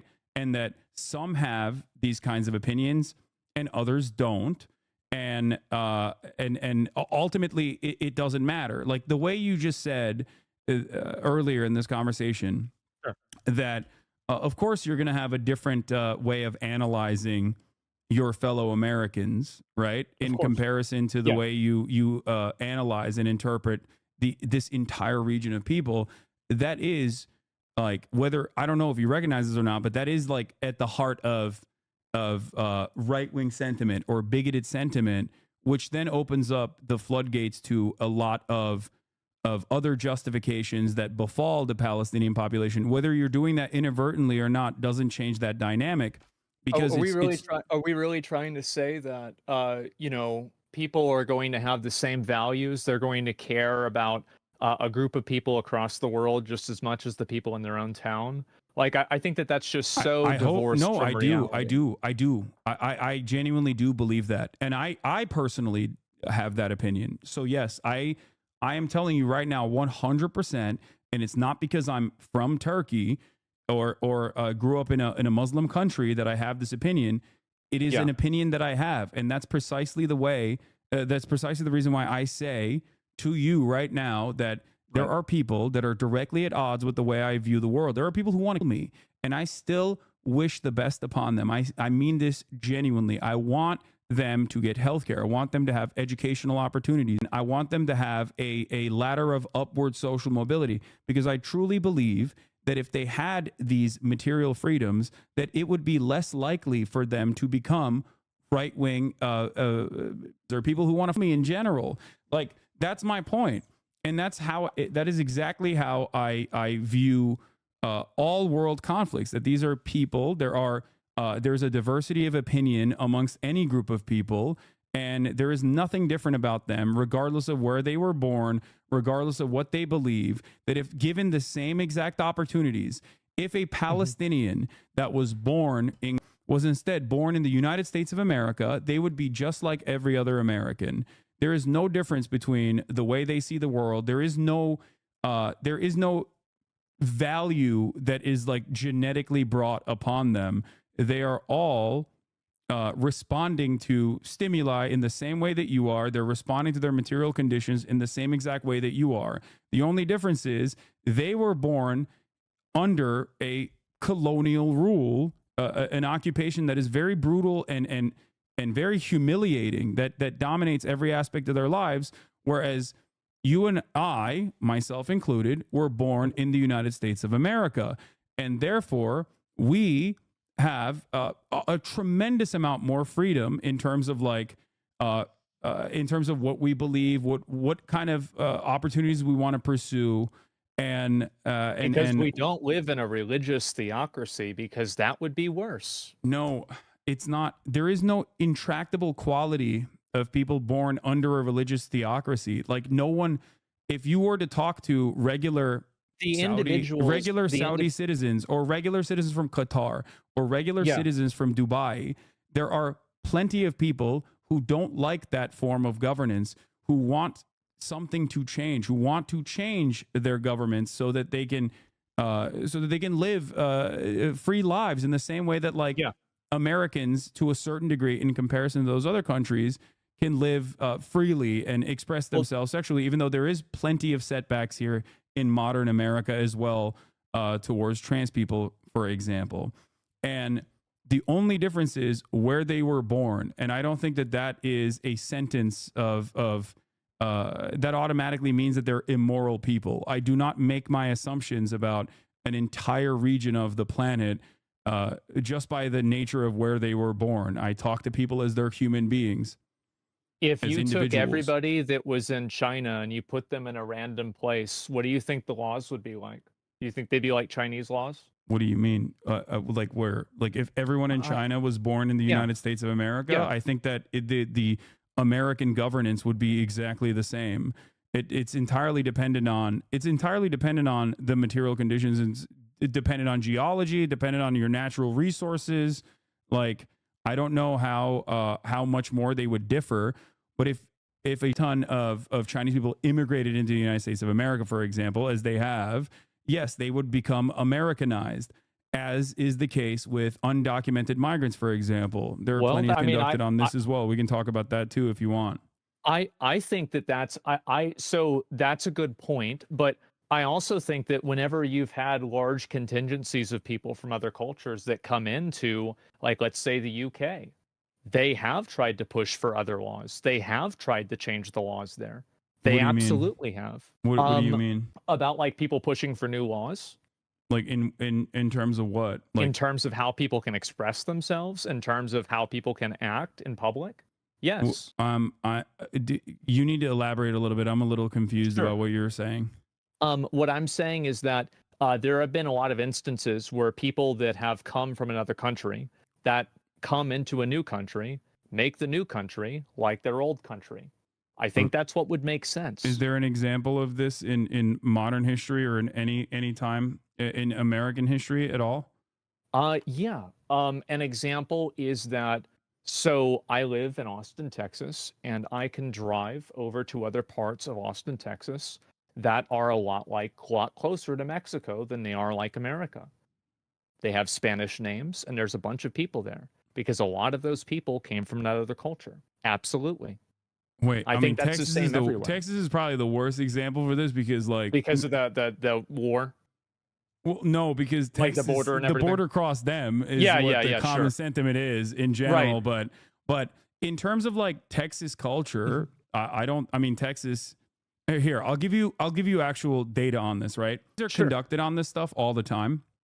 There's always a new group of migrants that are coming from a specific part of the world, whether it's because they're like economic refugees, economic migrants, or if they're like escaping war or some kind Yeah. of like political struggle in their in the on the home front, right? And whenever there's always dare I say resistance to that, and the qualities of that resistance, like that immediate reaction, doesn't necessarily change until they become a part of the in group. A great example I can give you is the Irish, for example, or the Italian migration Yeah. that has occurred in the United States of America. Similar attitudes were demonstrated towards Italian people or Irish people. Oh, they're changing the culture. Bro, like there are so many redneck, like Hispanic people here. The super Republican, yes.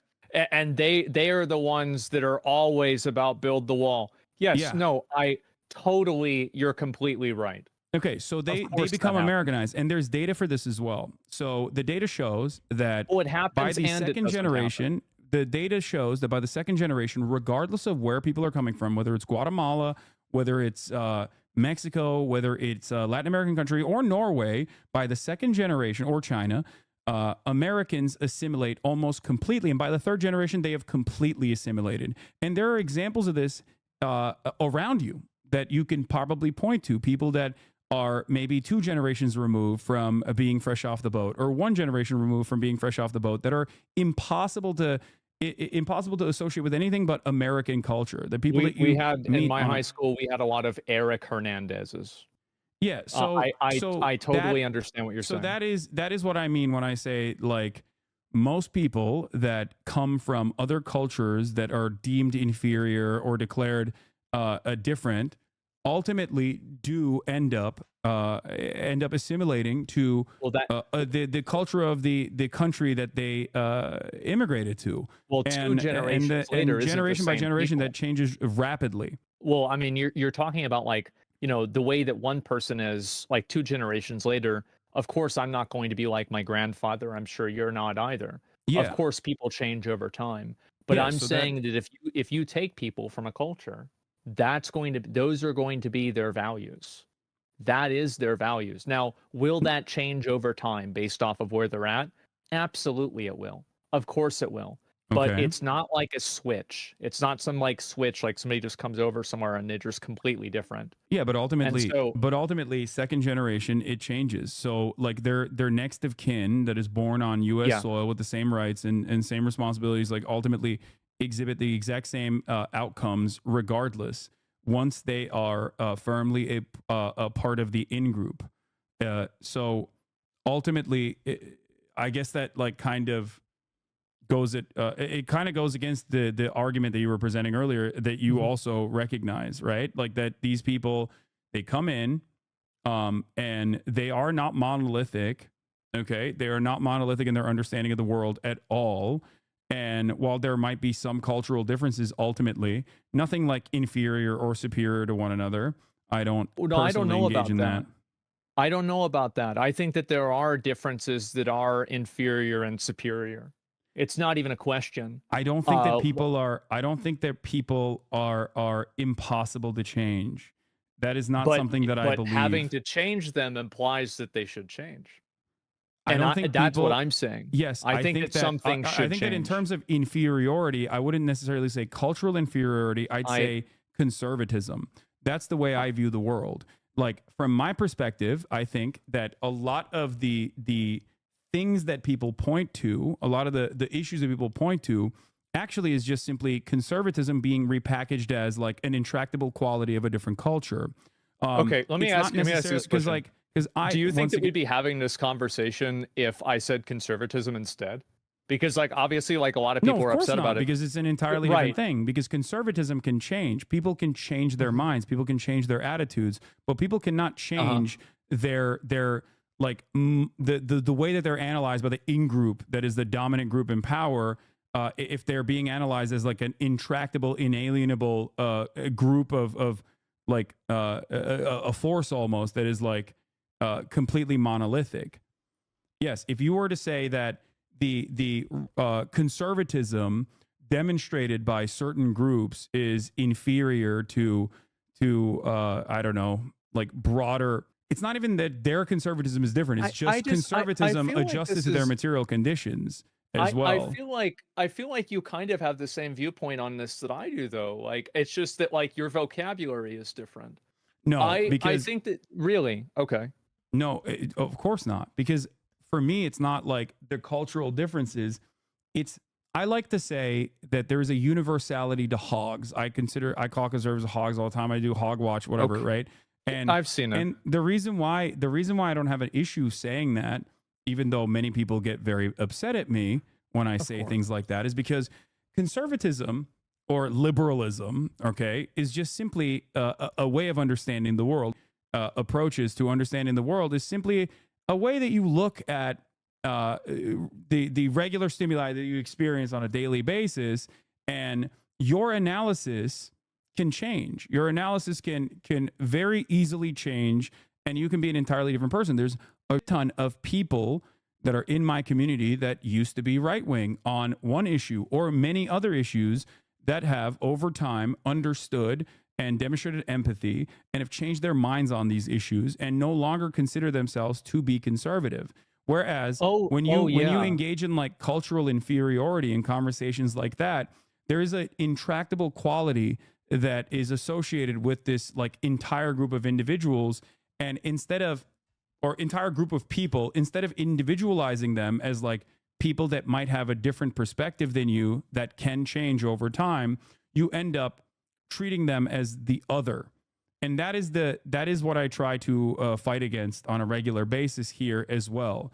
Like there are groupings that are appropriate, like for example, Nazis, people who believe in Nazi ideology or fascist ideology. You can group them just as well as you can group like socialists or any other form of ideology, and you can associate certain aspects of their understanding of the world as like you can ascribe certain aspects of the way that they analyze the world as good or bad. But when you start talking about like inferior cultures, that sets up the opportunity for historically at least dehumanization, and also it justifies a lot of the atrocities that those people end up experiencing. But you do agree that those viewpoints though are worse, right? What do you mean? Well, like for example, being against it's against the law to be gay. Like this is a worse viewpoint. I think it's okay. I think that bigotry of that sort is of course abhorrent. I do not agree with that at all. But how would you define that? But like, I mean, would you say would you say conservatism is inferior to liberalism? I think conservatism is wrong. That's the way I see it. I do personally consider it to be inferior, but I also have the understanding that like the conservatives here in the United States of America are conservative within the boundaries that are permissible to American society. They respond to American material conditions. If the conservative mindset, which can change, okay, because no one is born a conservative. But let's say someone was someone that is conservative here, if they automatically adjusted to the material conditions of like conservatism in Iran, they would be no different than the mullahs. That's my opinion. Like, and that's precisely the reason why plenty of Americans. Yes, I totally agree with you about that. I think that if you got together a lot of preachers in like, these southern churches, you group them up with people from the Taliban, I think that they'd have a lot in common.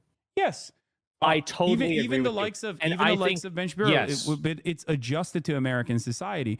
It doesn't have to be a one-to-one comparison. It's adjusted to American society, because ultimately what do our conservatives do? Like an example I use regularly is you have the what's that church that always goes to like even Westboro Baptist Church. Yeah, Westboro Baptist Church. Like those guys are insane, right? They are. But what do? Instead of going and rising up in arms and like murking gay people, they go and protest outside of like, I don't know, non-denominational churches, or they go protest like at a gay funeral.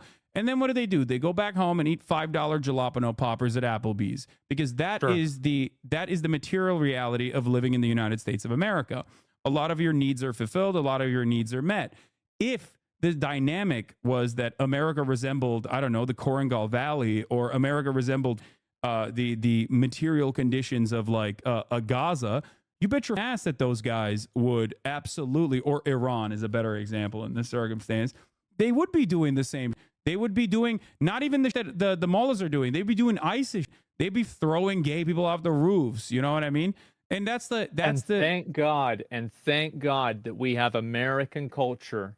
No, but it's not. But you see, check. No, but that's not American culture. You see, that is American material reality. It is our material reality that we've created through our culture.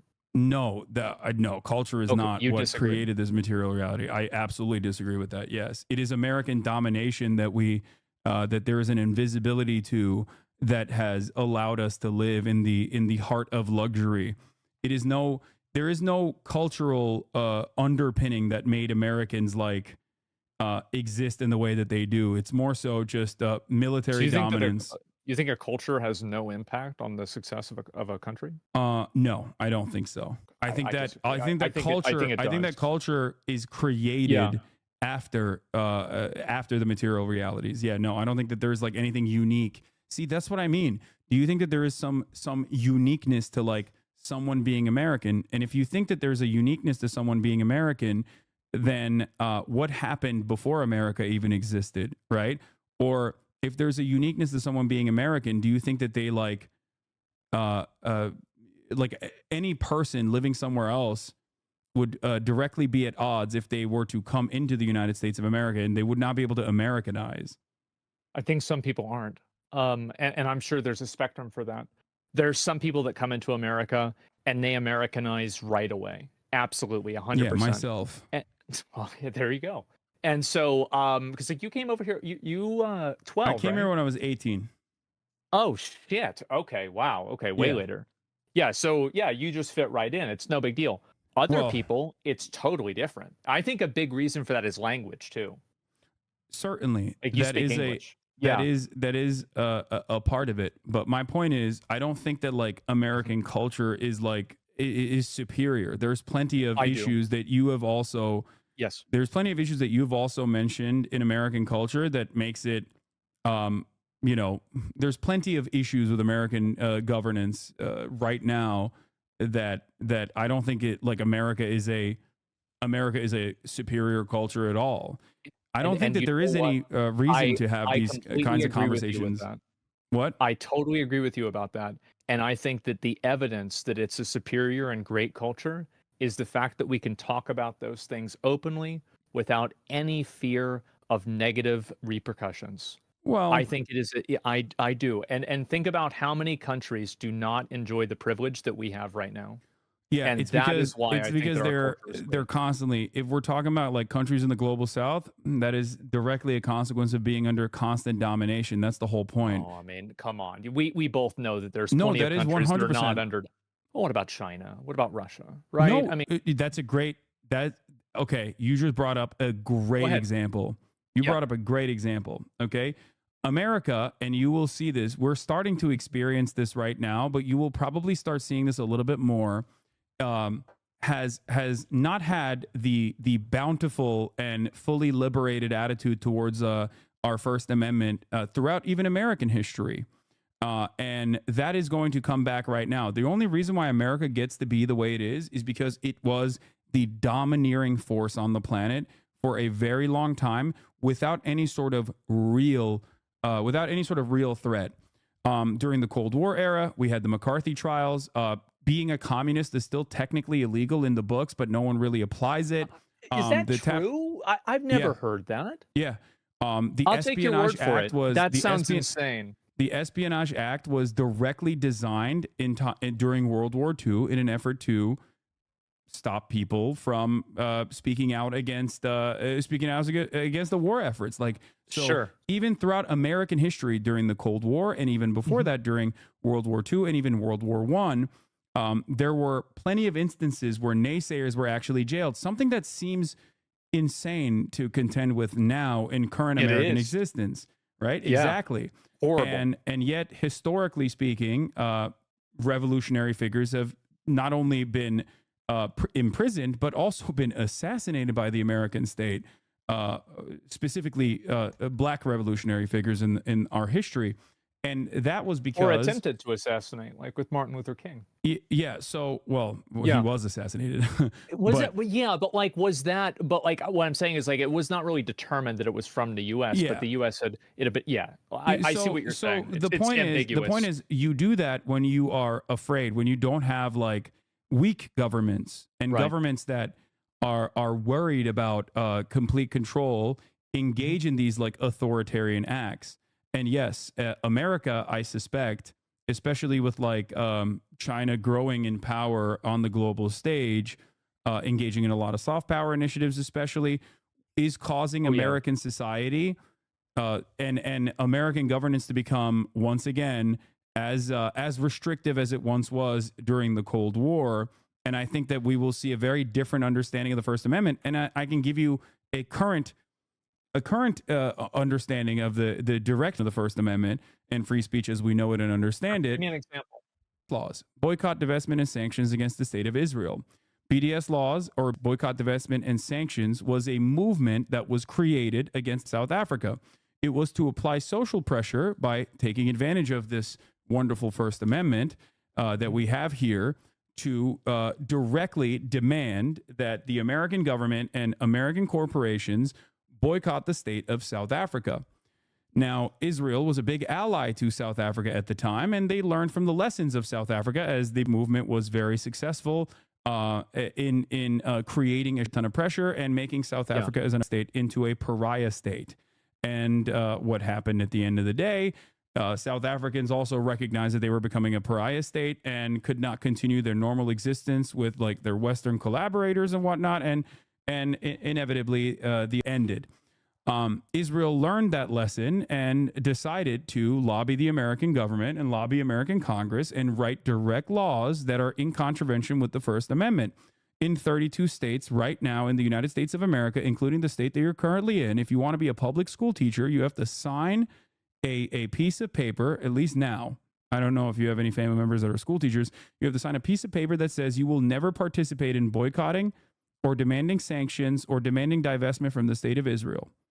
Holy, are you kidding me? Yes. Oh my God. What a joke. I never heard of that. So that's so stupid. So that paired up with the new... I mean, like, no, here's the thing, right? That's terrible. You're totally right. Yeah. That's all, like, I mean, because, yeah, this is bad. Okay. I don't know how this happens. I mean, that happened over many, many years of people being like, well, the Palestinians kind of deserve it because Israel's our great ally and it's the only moral democracy in the region.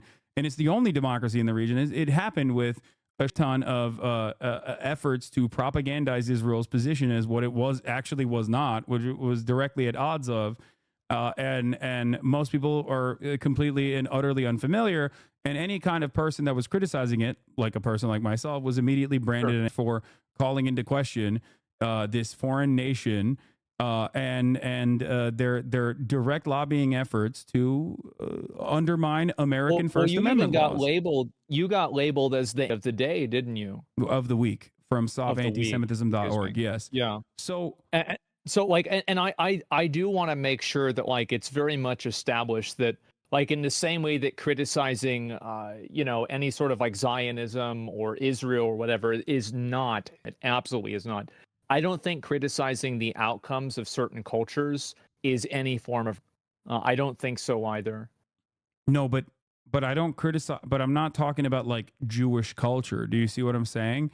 When I talk about Israel, I'm talking about the direct actions of the Israeli state as it stands. Right. it's direct actions that are the maintenance of a state. I'm not talking about like an intractable quality of like Jewish people that makes them immoral or inferior to anybody else. I don't believe I that. think that of course. I think it really like you can't if you look at people through like I guess like I don't know like really what the word is for it, like basically just like a statistic. I think that looking at people through statistics is fundamentally dehumanizing. Right. Of course it is. Okay. It's by definition Like dehumanizing.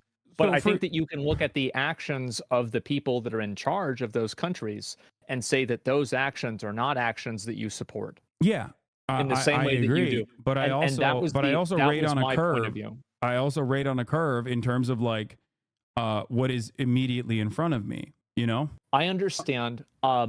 I don't like the tier list idea. I see your point of view. But it's not I a can tier see list. It's just like there is well, well in terms of not being a tier list, there are certain things that are there are certain things that go beyond, and I think everyone kind of intrinsically understands this. Like there are certain things that go beyond the tier list, right? Like there is no like I don't like I consider the Holocaust and the Nazi government engaged yeah, in to be morally repugnant, like one of the worst things that has ever happened it was not good. historically. And Yeah, I consider Chattel in that same vein and the and maintenance of also it. not good. Yeah. And so I don't think or care about like the way that uh, German Jews operated or their understanding of like homosexuality at the time. That bears no basis. Just like I don't care about the Warsaw Ghetto Uprising, like being, I think that it was the moral and righteous thing to do. The Warsaw Ghetto Uprising was the correct thing to do at the time.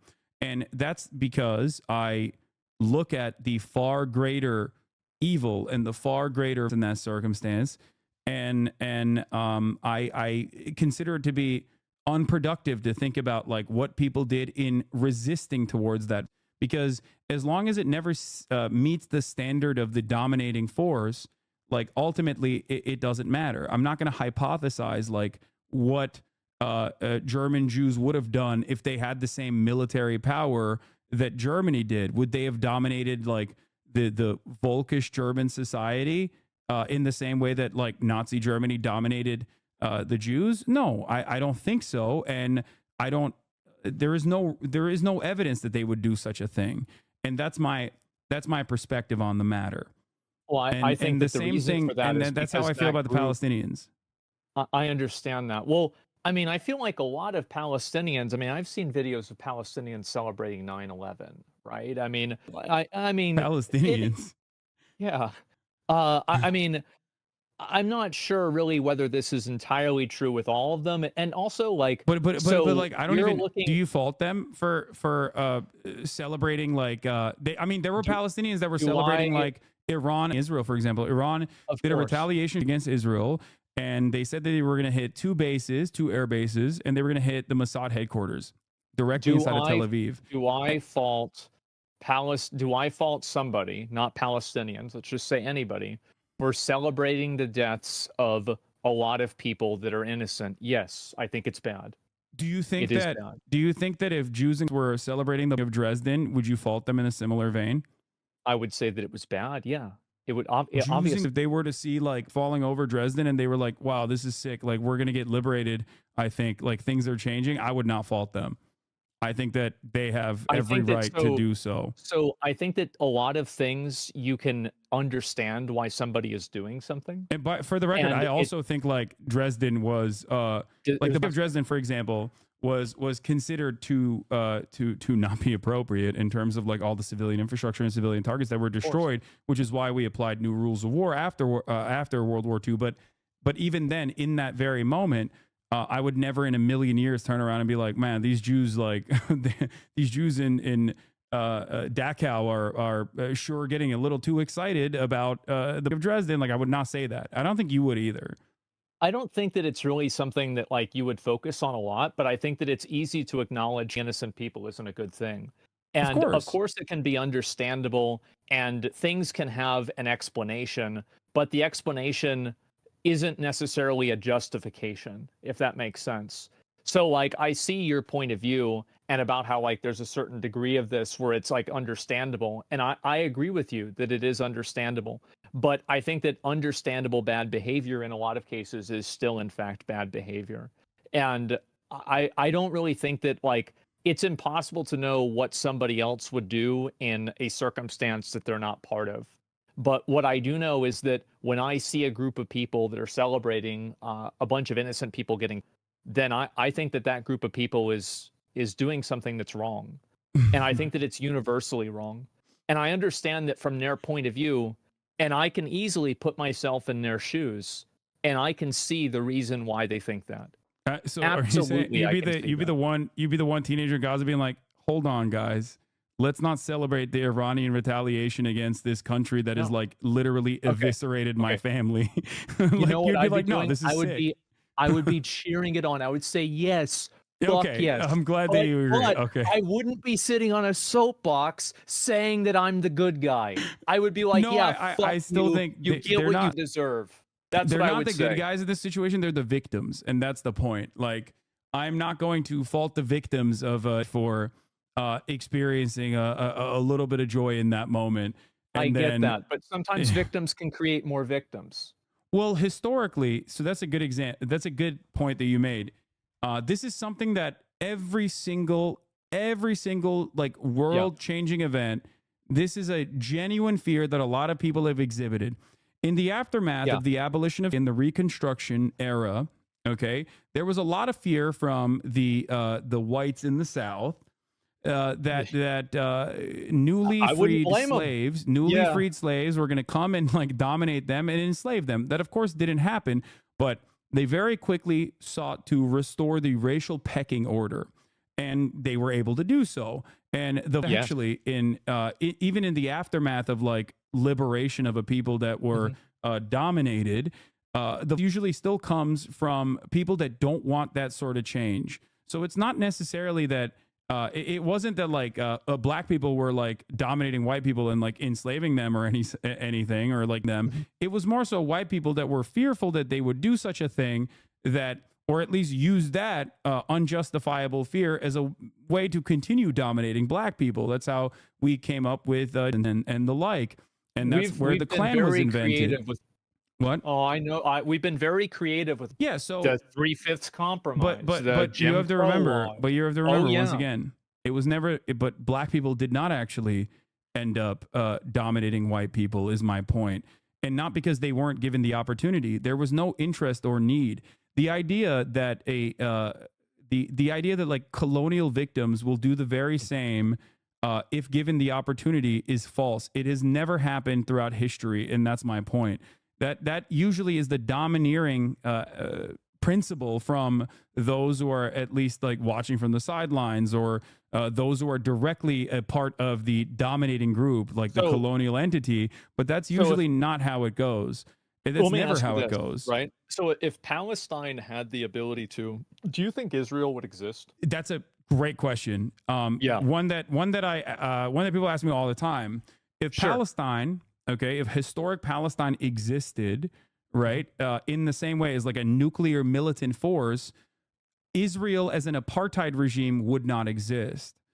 Israel would have never been able to dominate and occupy Palestinian villages and wipe out Palestinians, and that there is no like the dynamic would be so different that like the notion that Palestinians would wipe out Israel is silly. Like it's not.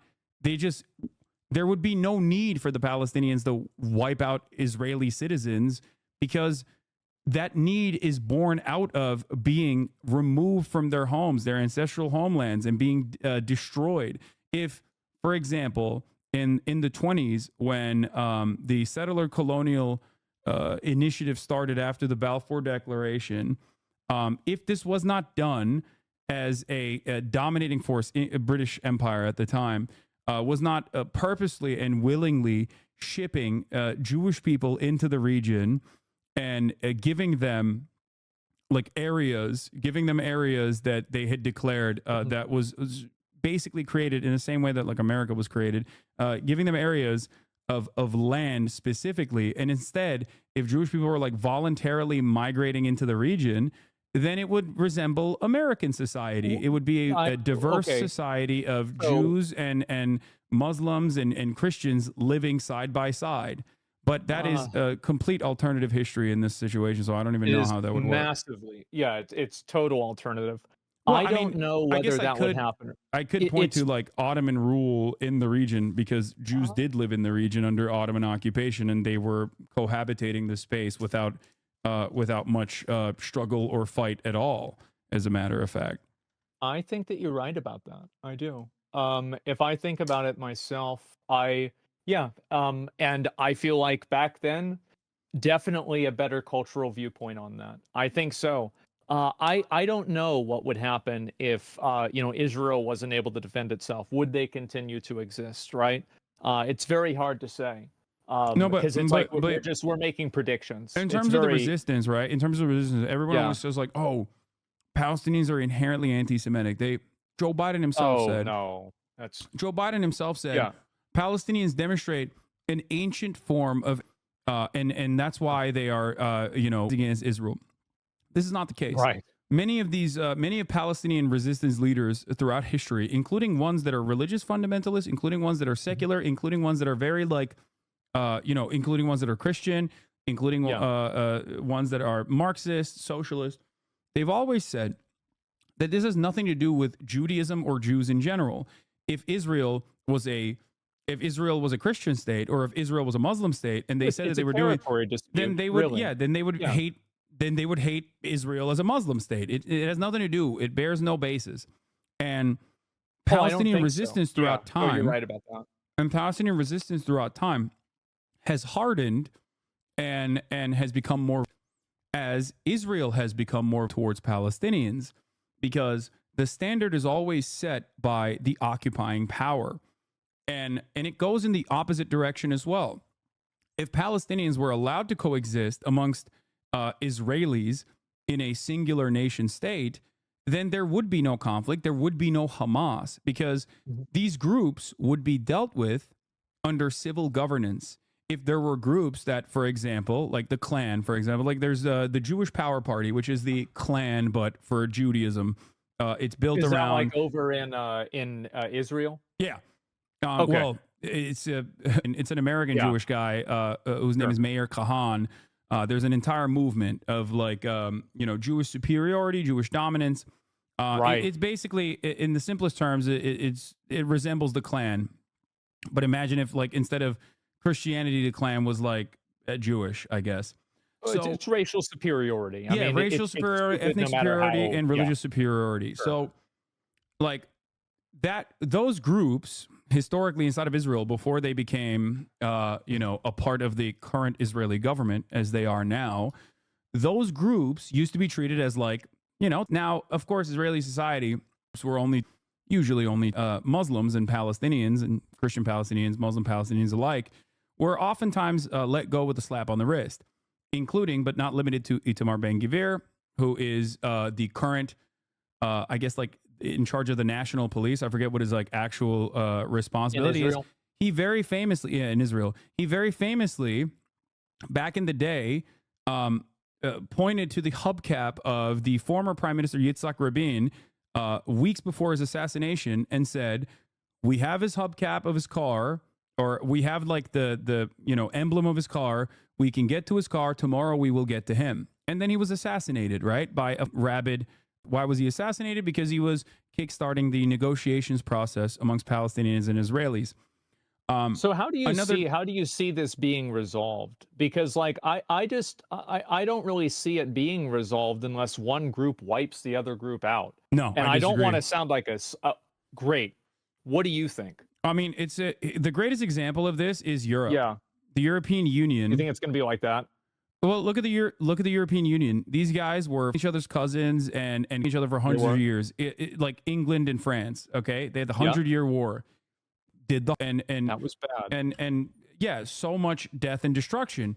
And yet now there's free travel between Eastern Europe and all parts of Europe that you cannot even imagine a world where these guys would be fighting one another. They are constantly collaborating with one another, constantly trading with one another.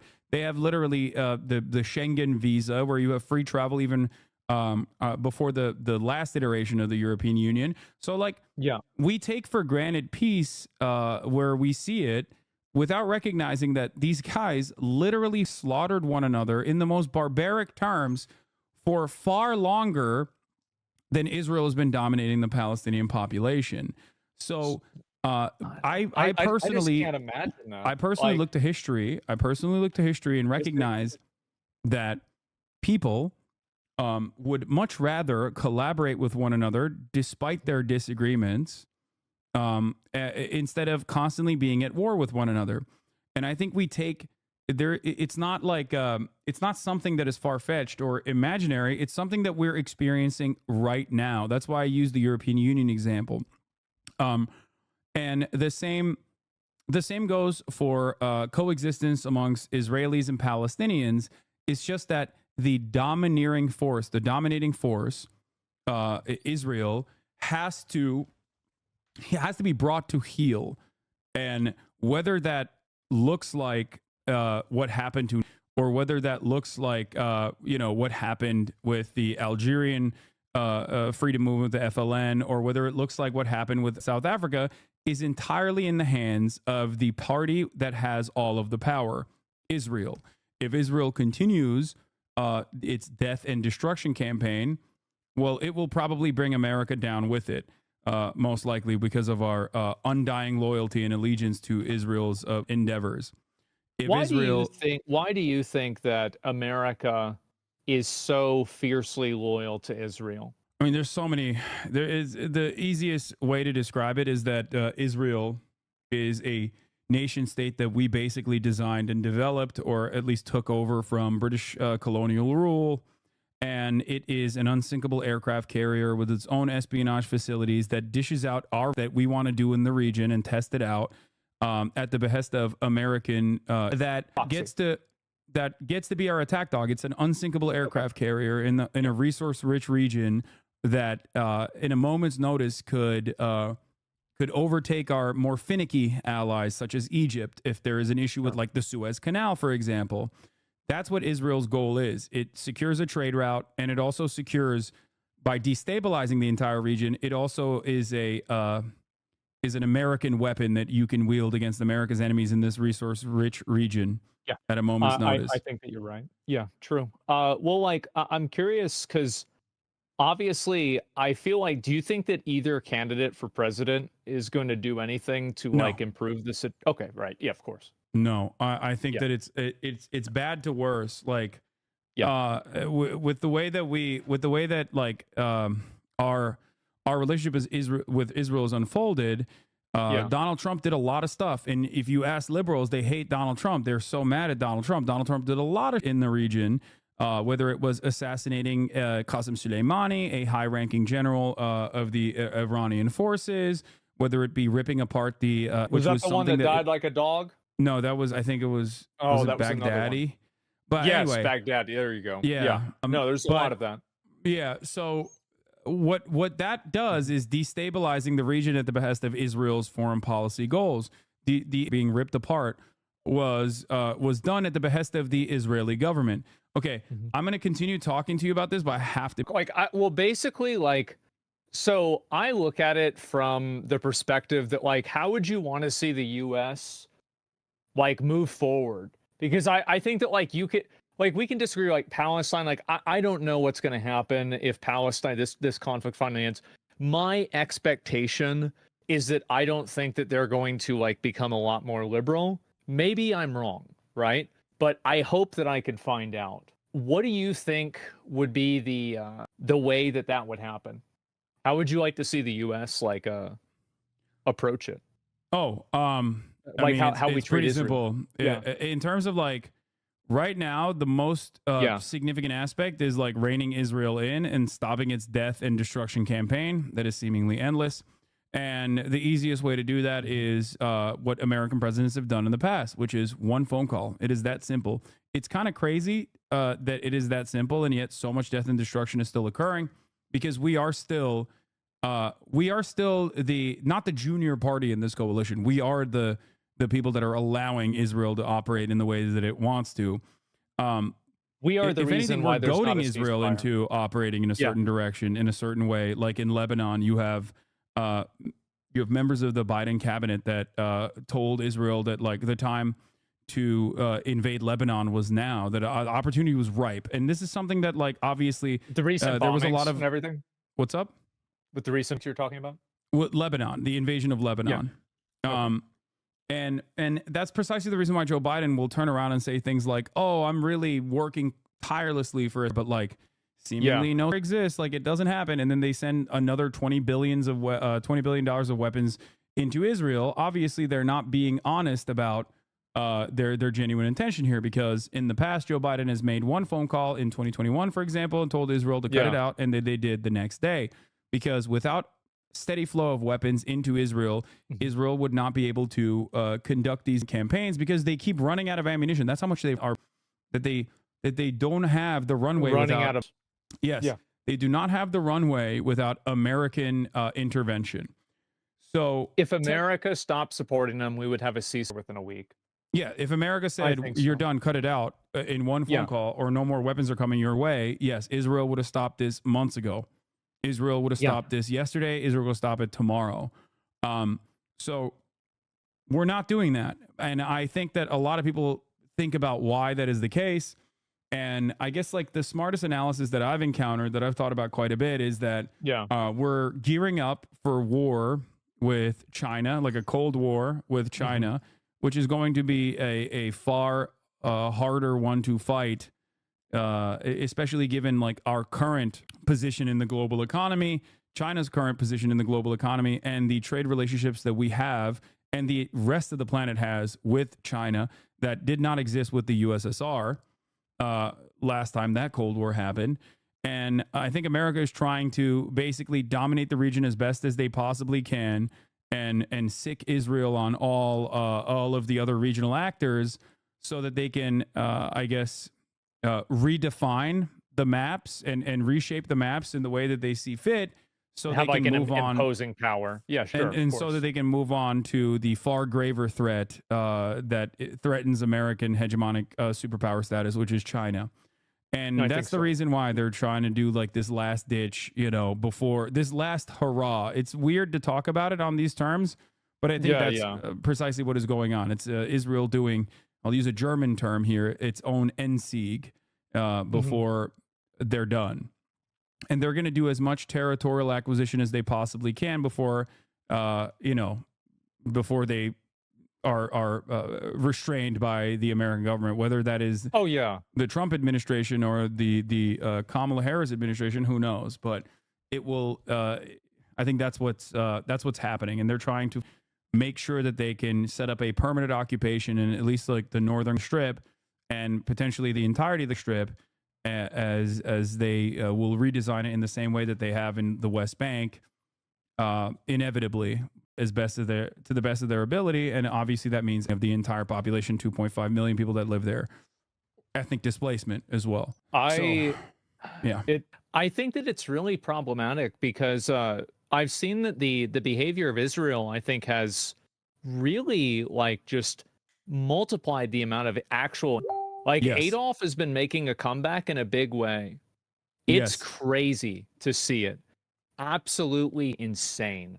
I see tweets like this every single day. People that are just like openly are just calling somebody a Jew, as like, let's not listen to them at all. Yeah, but I think it's just that underlying has always existed in America. The reason why it's now getting more prominence is one, because like Twitter is a right wing, and Elon Musk doesn't give or likes that. I mean, he follows like literal accounts that talk about how like we must protect like doing the 14 words, 14 letter. Yeah. Yes. So I think that that's part of the reason. And the other part of the reason is because like Israel, not dissimilar to claims that they're doing this for Judaism, and that they claim falsely that they represent the interests of all Jews around the planet. They say that every Jew is of one mind, that they are monolithic in their understanding of Israel. Everyone is a Zionist. Everyone wants Israel to exist. And everyone wants Israel to exist in the ways in which it has to exist as a demographic majority Jewish country. Now, in order to maintain a demographic majority like this, you have to literally sometimes eliminate people that are maybe growing in population size. And Israel can only do this as it maintains a regime in the West Bank and is now rebuild or redesigning Gaza in its own interest in doing full-blown ethnic displacement in Gaza. The problem is they claim that they're doing this for Judaism, and that's just wrong. They're not doing this for Judaism. Well, they're just using it as a tool. That's really what it is. There is no part of Jewish culture or Jewish theology that or a theological understanding that says that like Israel has to exist in this way that it does. As a matter of fact, there is actually a theological understanding under Judaism that Jews cannot have a nation state until the Messiah comes back. So that's the reason why you see so many of these like ultra Orthodox Jews in pro-Palestinian demonstrations that are side by side with the Palestinians criticizing the state of Israel. It's like blasphemy. Yeah, there are a ton of Jews that are prominent members of the resistance against Israel. I have Jewish fans in Israel who are living in Israel, and I analyze that in the same way that I analyze my own existence in America. I do not agree with American imperialism. I think it's awful, and I work every day to try to get others to recognize that reality. And having said that, the most prominent displays of Israel and the most prominent defenses of Israel are always in mainstream media, are always associated with Judaism. That's why you hear the likes of Jake Tapper and many other anchors, for example, say criticizing Israel is, I can't believe that you want Israel to be destroyed. You want all the Jews that live in Israel to die. This is false, and it's a smear, and it no longer works. But because Israel is constantly portraying itself as a Jewish state, and because Israel constantly claims that they're doing all this, I think that there's that's also a very big component. There is the moral authority, like we're you for your own good. Yeah. So because they're doing this, and because they're using religion as a justification, I mean, what are people to assume, especially if you've never been around a Jewish person? And you've maybe heard that like, oh, Jews control the media. Like someone just said that, right? In your vicinity, and you internalize that, or you heard that. And then you see Jake Tapper being like, Israel's doing this for Judaism. And if you look at this carnage and don't think that it's unacceptable, then you yourself are, if you're a guy living in Arkansas, you're going to be like, wait a minute, maybe Jews do control the media. And that's how grows in the Western, in Western society. There's already an underlying, always endless amount of that people think about on a day-to-day basis, but this gives them justification. And a lot of charlatans take advantage of the situation to promote conspiracies because they care more about non-Jewish people than actually criticizing the state of Israel. Oh, I see that a lot. A lot of people that are against Israel in quotes, but every person that's a Jew is Israeli in some way. I think it's the same argument on both sides, and that's what's really interesting about it, because the difference between Jake Tapper saying all Jews are Zionist and therefore criticizing Israel is no different than saying all Jews are Zionist and therefore Israel is the Jewish state and they want to destroy Israel. There is no difference in the fundamentals of that argument. Both sides, whether they are woke or not woke on the issue, still think that all Jews are Zionist. Man, isn't that something? Yeah. I don't know what, I think that it's so annoying and weird that it plays that big of a role in conversations because we have people that can't afford healthcare. I think it's ridiculous. Yes. I'm very disappointed about it, but what do you do, right? Yes, but also something to remember, something to consider is that regardless of what people say, I mean, this is why I don't consider criticism of Saudi Arabia to be inherently Islamophobic, There's a difference, however. Like criticizing Saudi Arabia for doing it in Yemen, or criticizing Saudi Arabia for, again, being a sovereign nation state that is at the heel of the United States of America, that is a willing participant of American empire, therefore is not politically constrained in similar ways that like other forces that are dominated by American empire, still maintaining, some aspects of religious theocracy in their own governance, is an appropriate criticism of Saudi Arabia. You can do that without saying Muslims are, exhibiting an inferior culture. You could say that about the UAE. You could say that about many of these other countries, whether it's Qatar or UAE or Saudi Arabia, Oman, and the like. That's the difference between, monolithizing the entirety of the region versus individually dissecting the many ways in which some of our allies in the region are engaging in their internal governance. It's awful, man. Like it's shocking to me that so many people buy into it and so many people still do it. Like I am amazed. Like here in the U.S., it feels like people are becoming more religious. I think that people over there, you don't think so? No, absolutely not. I think religion's been coming back a lot recently. No, I don't think so. I look at overall trends. I look at overall trends. Like it's more in your face with like people being like, "Oh, I love religion" or whatever. But no, overall trends show that religious support is hemorrhaging in all of our religious institutions in this country. It's something that like people are genuinely fearful of, at least those in power, those who stand to gain. But no, American religiosity has gone down tremendously, and that trend is the same everywhere around the world. As a matter of fact, the only places where it's not the same, the only places where like there are more religious people or more fundamentalist people, are oftentimes areas of conflict, like areas that are in direct conflict, areas that are being dominated. In those places, well, like people even use if there religion is as a cultural rallying point. I think that's what happens, and then they use the religion to have a, like this is like how you're establishing the values. Because I mean, the truth is, right? Like you are going to have your like a culture is going to be like we are more influenced by like let's say Christianity than China is or than Saudi Arabia is, right? Where like China's not religious at all. Exactly, right? And so like that's what I'm saying. And so like of course there's going to be like a relation there. And so that it makes sense why people would use that, but there's a lot of misuse of it. I don't think that religion's like bad like entirely, but I feel like a lot of people use it as a weapon. And absolutely. No, that's the way I see what it. really, and that's what really scares me the most. And it scares me a lot with like, I mean, we went through like 20 years of this with like George Bush and like Obama with the this like the Middle Eastern adventures, right? Of like, George Bush saying that God told him that like he was supposed to go over there. Insane, absolutely crazy. And so I am very, very like afraid of that. I'm very worrisome of that. And that's where I think a lot of my distrust comes from with like any sort of culture that prioritizes religion as like a cultural like rallying point, is that I just feel like a lot of the ideas that they have are really bad. Yeah. So I don't disagree with on principle. I agree that it is a bad thing, and there is never a moment where I've said that like is appropriate.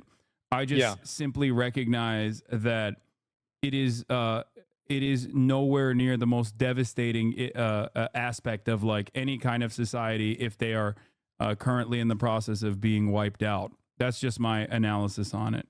You know what I mean? Well, I'll give you this. I think Israel's worse than Palestine. How about that? Is that good?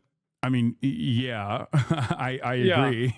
Okay. I mean, far worse in terms of what kind of power it has, because I think we understand, right, that if you are like, if I'm 6'4", 225 pounds on a good day. Okay. Yep. If I were to go and beat the out of kindergartners, like I would be held responsible. If a kindergartner in the process punched me back and I said, "Ow, you hit me," now I'm going to go beat that out of your family members with my and maybe even use my on them. You'd be like, "This man is a monster. Put him in jail immediately." Right? Sure. Yeah, but when Israel does it, And you turn around and you go, what about the vibes of those kindergartners, though? Did they deserve it? Maybe they do deserve it. Maybe they had some bad opinions. Maybe they called him Baldy or something. Then obviously it would be seen as like even if I was interested or not interested, even if I could recognize right from wrong, it would come across to onlookers that I was like justifying some of the some of the things that the much larger party in this circumstance, me, did to the kindergartners. I really hope that Palestine can. I don't think that I don't think it's going to go the way you think it will. I don't. What do you mean? I think that with continuing to control people with like, I think that's going to continue. I don't think that the moment that like they get out from under Israel, they're going to just like be okay with all of these other types of like identities. I don't think that's going to happen. Yeah. But that's never happened is what I'm trying to tell you. Like that's never even been able to be implemented in terms of like Palestinian history. So much so that there's never been a moment in Palestinian history where there's like any sort of sovereignty. So we can't make that we can't make that assumption because that has never even throughout Palestinian history ever existed. I agree with you. And I think that I have an assumption. I think you also probably have an assumption. But I think that we both agree that it would be good to find out who's right. I mean, sure, but once again, regardless of there's two different things that I want to make very clear here. Yeah, go ahead. Regardless of whether Palestinian people will, let's say tomorrow, Palestine is emancipated and they have full-blown sovereignty. And they decide to be religiously, like very right-wing, very fundamentalist. I still think that is infinitely better than the current that is going on. Would you agree with that? Is it better? Well, I mean, like, if they're going in there and there are other people instead, I could see arguments for being... No. I'm saying, like, let's say tomorrow Palestine is a sovereign state. And as a sovereign state, tomorrow they're no longer being, and in the when they are rebuilding, Palestine is a sovereign nation state.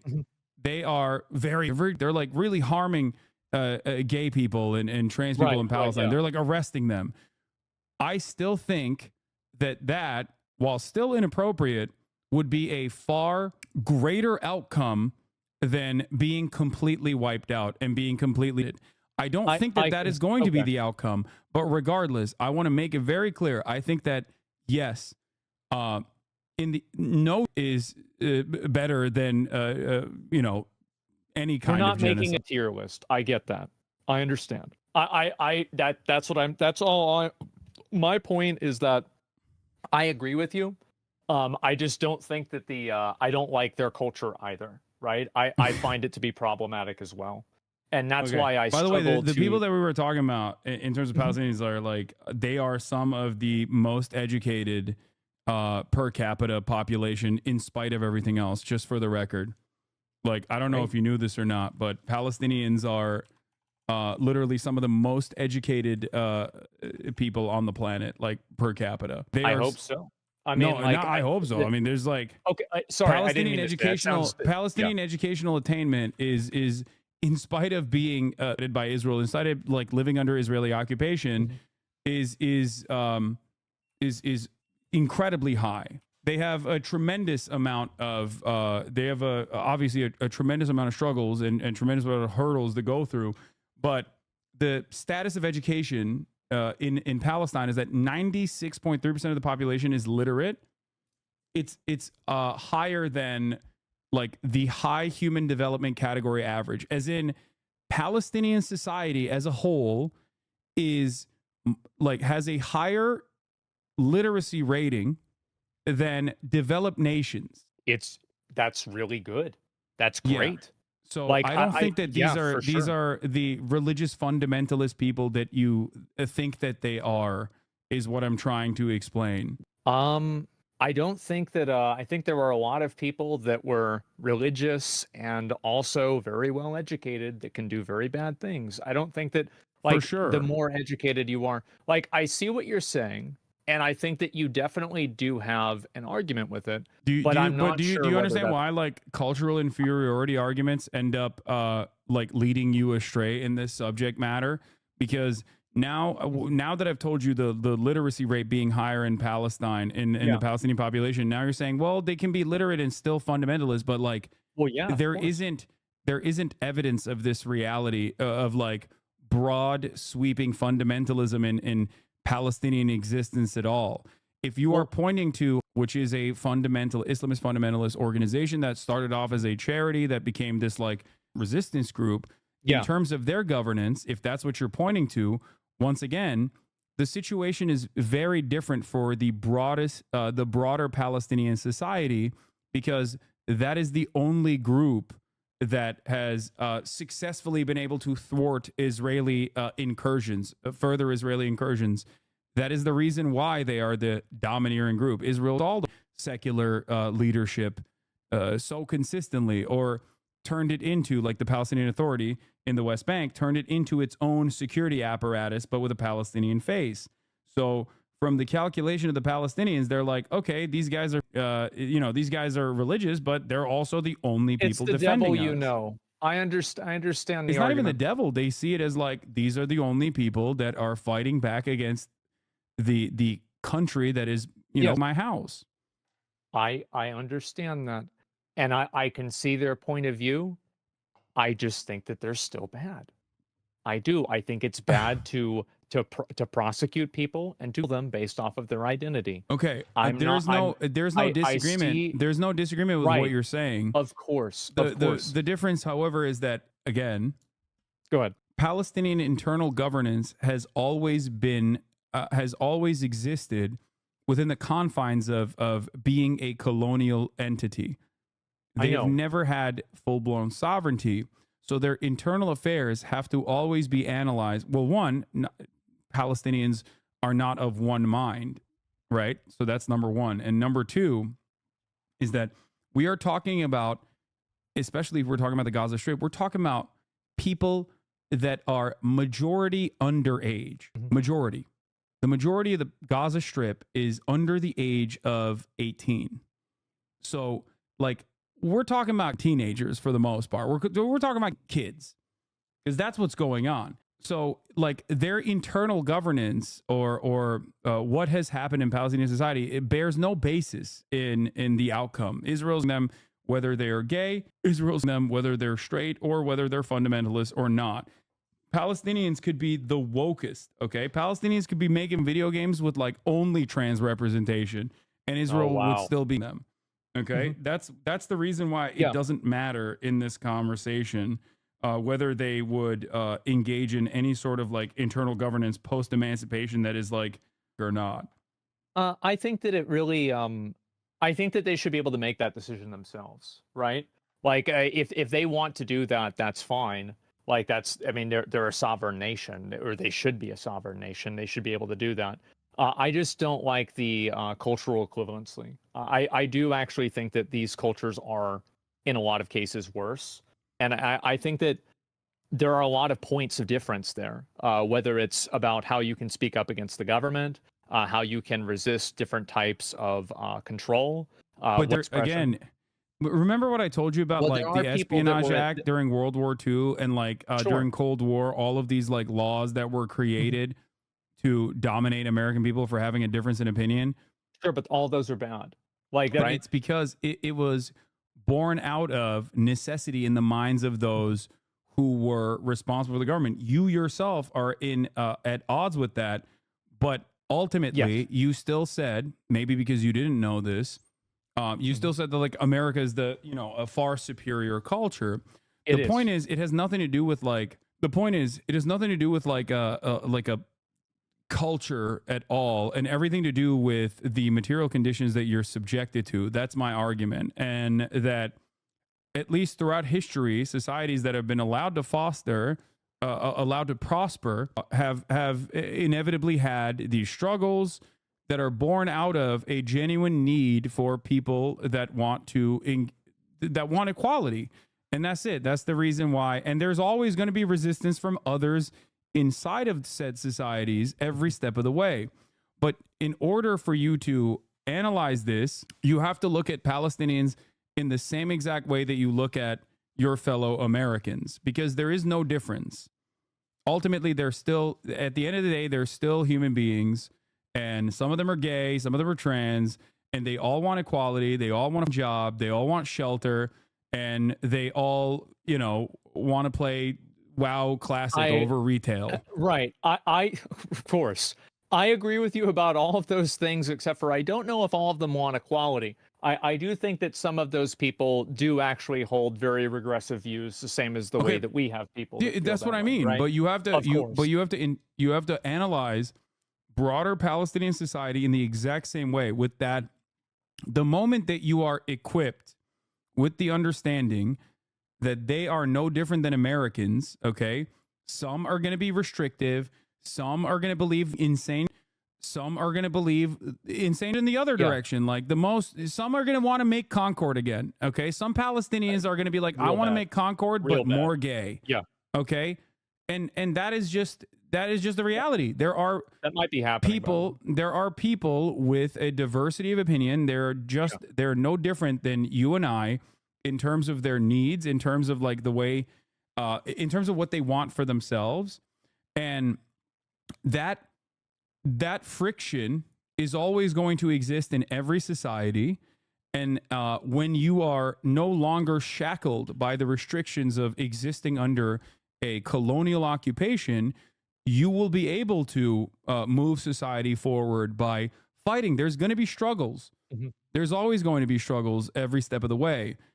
But you have to understand that America was able to get to this point after years and years of you know, a lot of revolutionary figures fighting for it. And Palestinians have never had, because they've always been dominated by a far, far greater military force. And that force has surveilled every aspect of their lives. That force has dominated every aspect of their lives. I'll give you one example, like in terms of, right? Sure. Israel literally will blackmail gay Palestinians. They will try to create sexual material, okay, of gay Palestinians in an effort to turn them into confidential informants for the state of Israel. Like, that's not exactly very pro-gay, is it? It's not.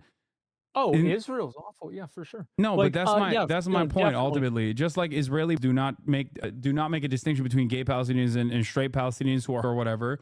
Like, at the end of the day, these guys have never been able to get to a point where they have any sort of civil governance whatsoever, so they can rebel against it internally.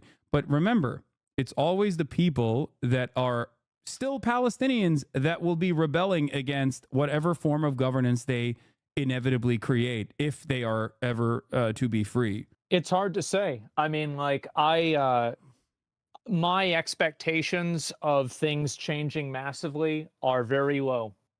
I think that what you're saying could be true, and I hope that we can find out. But I don't know, man. I mean, I don't see how it just changes in like that big way. I don't see it happening. What are you talking about? Like the full scale of no, the Palestinians, or are you talking about Palestinians becoming well, like I was referring to becoming more like liberal, I guess you would say, right? And not having these like cultural like expectations, because I feel like, you know, kind of like by what you were saying, right, is like blackmailing gay Palestinians. Well, why is it a blackmail, right? Well, because they can be punished and hurt for having those viewpoints. And so that's at least like my opinion on it. I don't know. I don't like that culture. I do think that to a certain degree, every individual person is going to be different. But if you're looking at what a government does in the same way that people criticize like America and they're really criticizing the government, I think you can criticize Palestine or Saudi Arabia or any other country. And I'm letting you know once again, there's no aspect of Palestinian quote unquote culture that revolves around like dominating gay Palestinians or anything like Well, that. so do you think that like at a certain point, where do you if it doesn't come from there, where did it come from? What do you mean in Yeah. general? Yeah, where did it I come think from? that yes, I think that religious social conditioning plays a Okay. role in uplifting bigoted attitudes. Right. People that are Yeah. yeah, I know, but it's no different. The problem here is it is that aspect of it is reactionary conservatism. It's no different in Palestine as it is in the United States of America. The only reason why it manifests, or the only reason why it takes it can be dealt with by those in terms of like the civil governance or anything like Mhm. that is specifically a direct consequence of being a victim of, and those guys are the ones that happen to be fighting back against Israel tooth and nail. But once again, it doesn't matter. Just like just like I celebrate the American Mhm. accomplishments in World War II, it doesn't change that dynamic that America was incredibly back then. You know what I They mean? were. True. It was they were merkin, Uh, and they, by the way, yeah. America still has and things of that nature that allows people to be able to potentially their partners. I mean, I actually let's see what the latest is on the gay panic, trans panic defense bans now. Oh, I'm Um, sure there's all kinds of like stupid stuff like yeah, that for and sure. And it's under no worse. circumstance would I ever advocate or say like, Absolutely. well, America Right. is an inferior culture, and that's why like Well, I think that aspect of our culture is inferior. I do. I think it is inferior. I think it's worse. And I think that I think we should hold ourselves to a higher standard. We should hold everybody to a higher standard. I don't really see how like being a developing country, like I don't see the correlation between if a country is like being occupied or something like that, that like that's going to make them more. I don't really see how wait, that's how do you like not see that? Well, it's because they're entirely not it's not even related. being occupied. You understand, right? Like Well, whatever word you want to it's use, what right? material Like conditions genocide. look like when you are occupied. Mhm. That's why I gave the example of the Westboro Baptist Church. Those Sure. guys are not doing ISIS style executions of gay people because they live in America. If they were born Right. and living in another part of the world, and if they were living in America, I guess like Mhm. post nuclear Holocaust or something, they would absolutely Yeah. be doing that. It's entirely about what your immediate surroundings look like. That's my point. Well, That's those it. immediate They have the surroundings. same kind of religious fundamentalism. The only difference is there is no like greater outside force that is like destroyed the United States of America in its entirety, and therefore they can just like fulfill their desires whichever way they see fit. Well, it's That's the impossible only to know. difference here. It's very hard to know like what somebody would do if they were born into another like another country, right? It's like Yeah, of would course. people in That's why I said they would Palestine? be teleported, like with the same Yeah, and with the yeah. same exact It's impossible to mentality. know. There is no way. There is, of course, and that, my friend, is you recognizing that we are a product of our material conditions. Oh, I What you think just so said to right an there. extent. Yeah, sure. I mean, that's it. That's my point. Like that is precisely what I'm saying. I can see what you're saying, and I think that definitely that does play a part.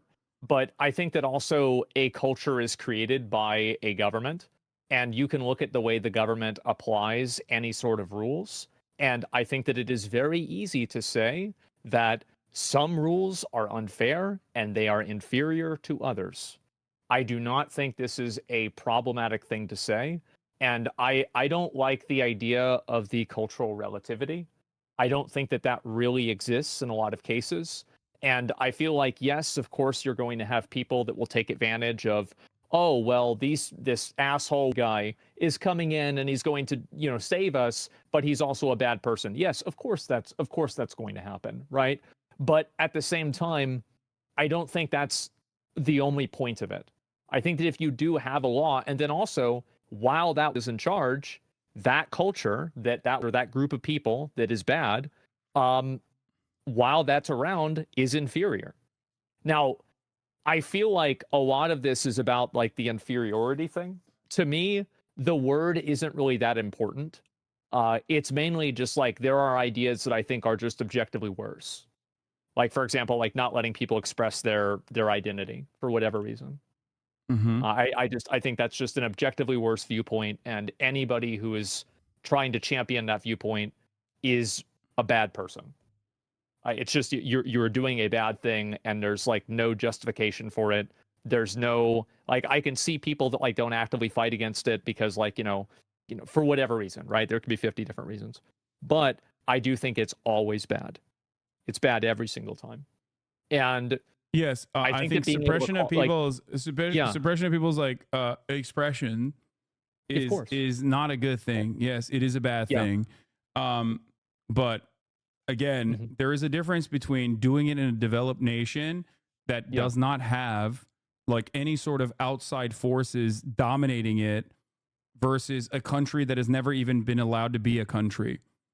Well, here's the Would you way I say that see there it. is not a distinction there? Like, would you say that? I I don't see a correlation between I don't understand the correlation between suppressing gay people and being able to be like another country that's like involving you. Like I don't or like Okay, attacking you. I will I don't describe this see once again. okay. African tribal existence, okay, and their Yeah. internal affairs played no basis in chattel slavery, although it was used as a justification for it. That these were barbaric people, that these were not even human. Do you want this?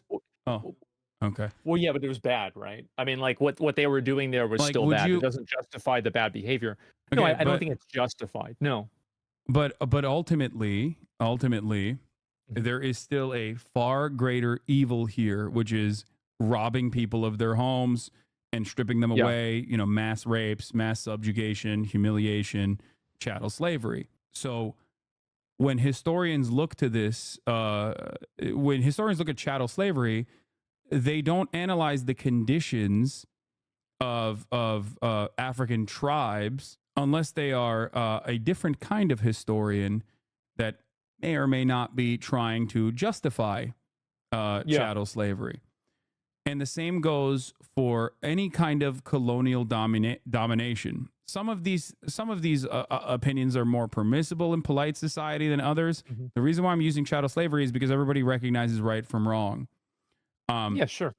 like South Africa, apartheid South Africa, the idea that black people were inferior in apartheid South Africa, I'm sure people probably made similar. I know for a fact that they made similar arguments in apartheid South Africa, where they were like, "Well, black people are, you know, and barbaric, and why do you care about this one little country of South Africa just because it's being Mhm. controlled by white people?" Like, but when black people came into power, okay, when apartheid South Africa, when the apartheid was lifted and they came into power, obviously there was still an economic apartheid, but the notion that they were going to be barbaric did not occur at all.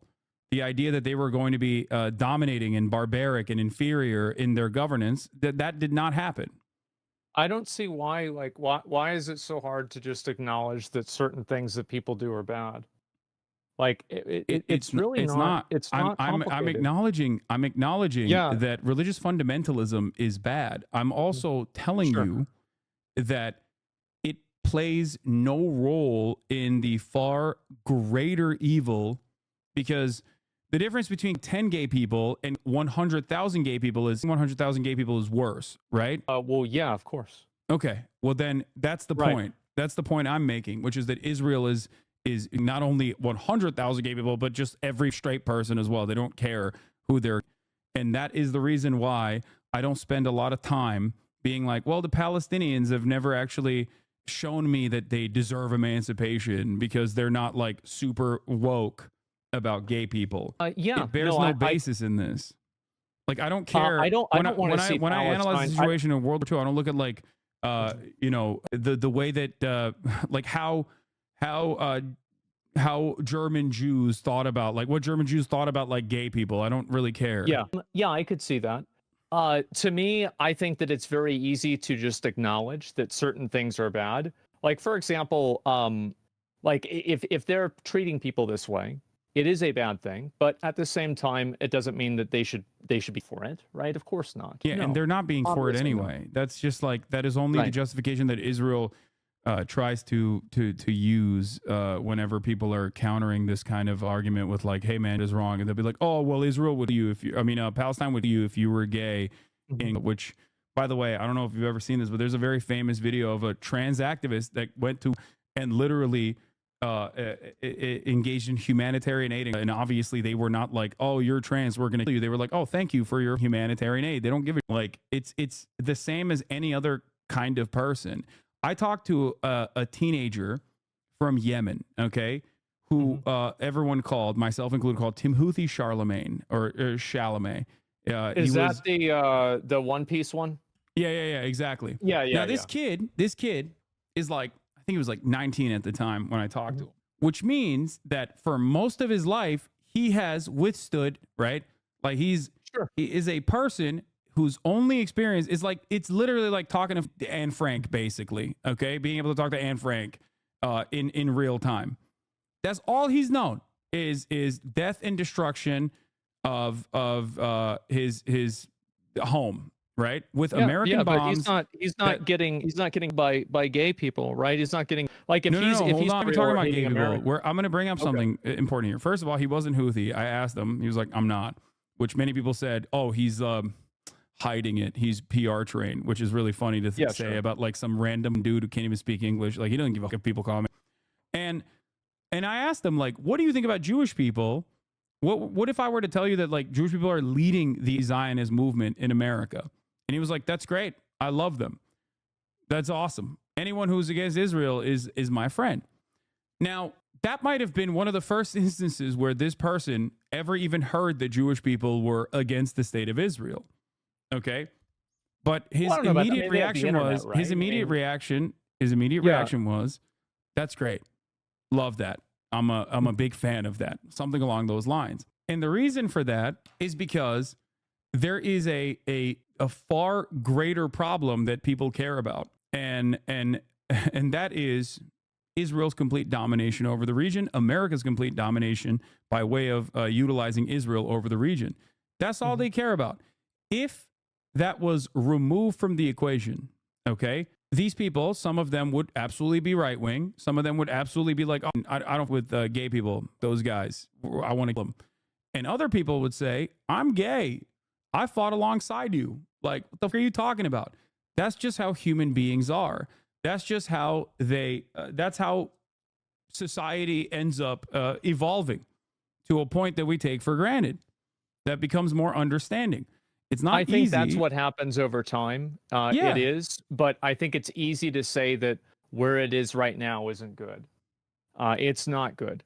Yeah. And of course, only I don't. Only if you recognize like where this hostility stems from, or why it's left unexamined.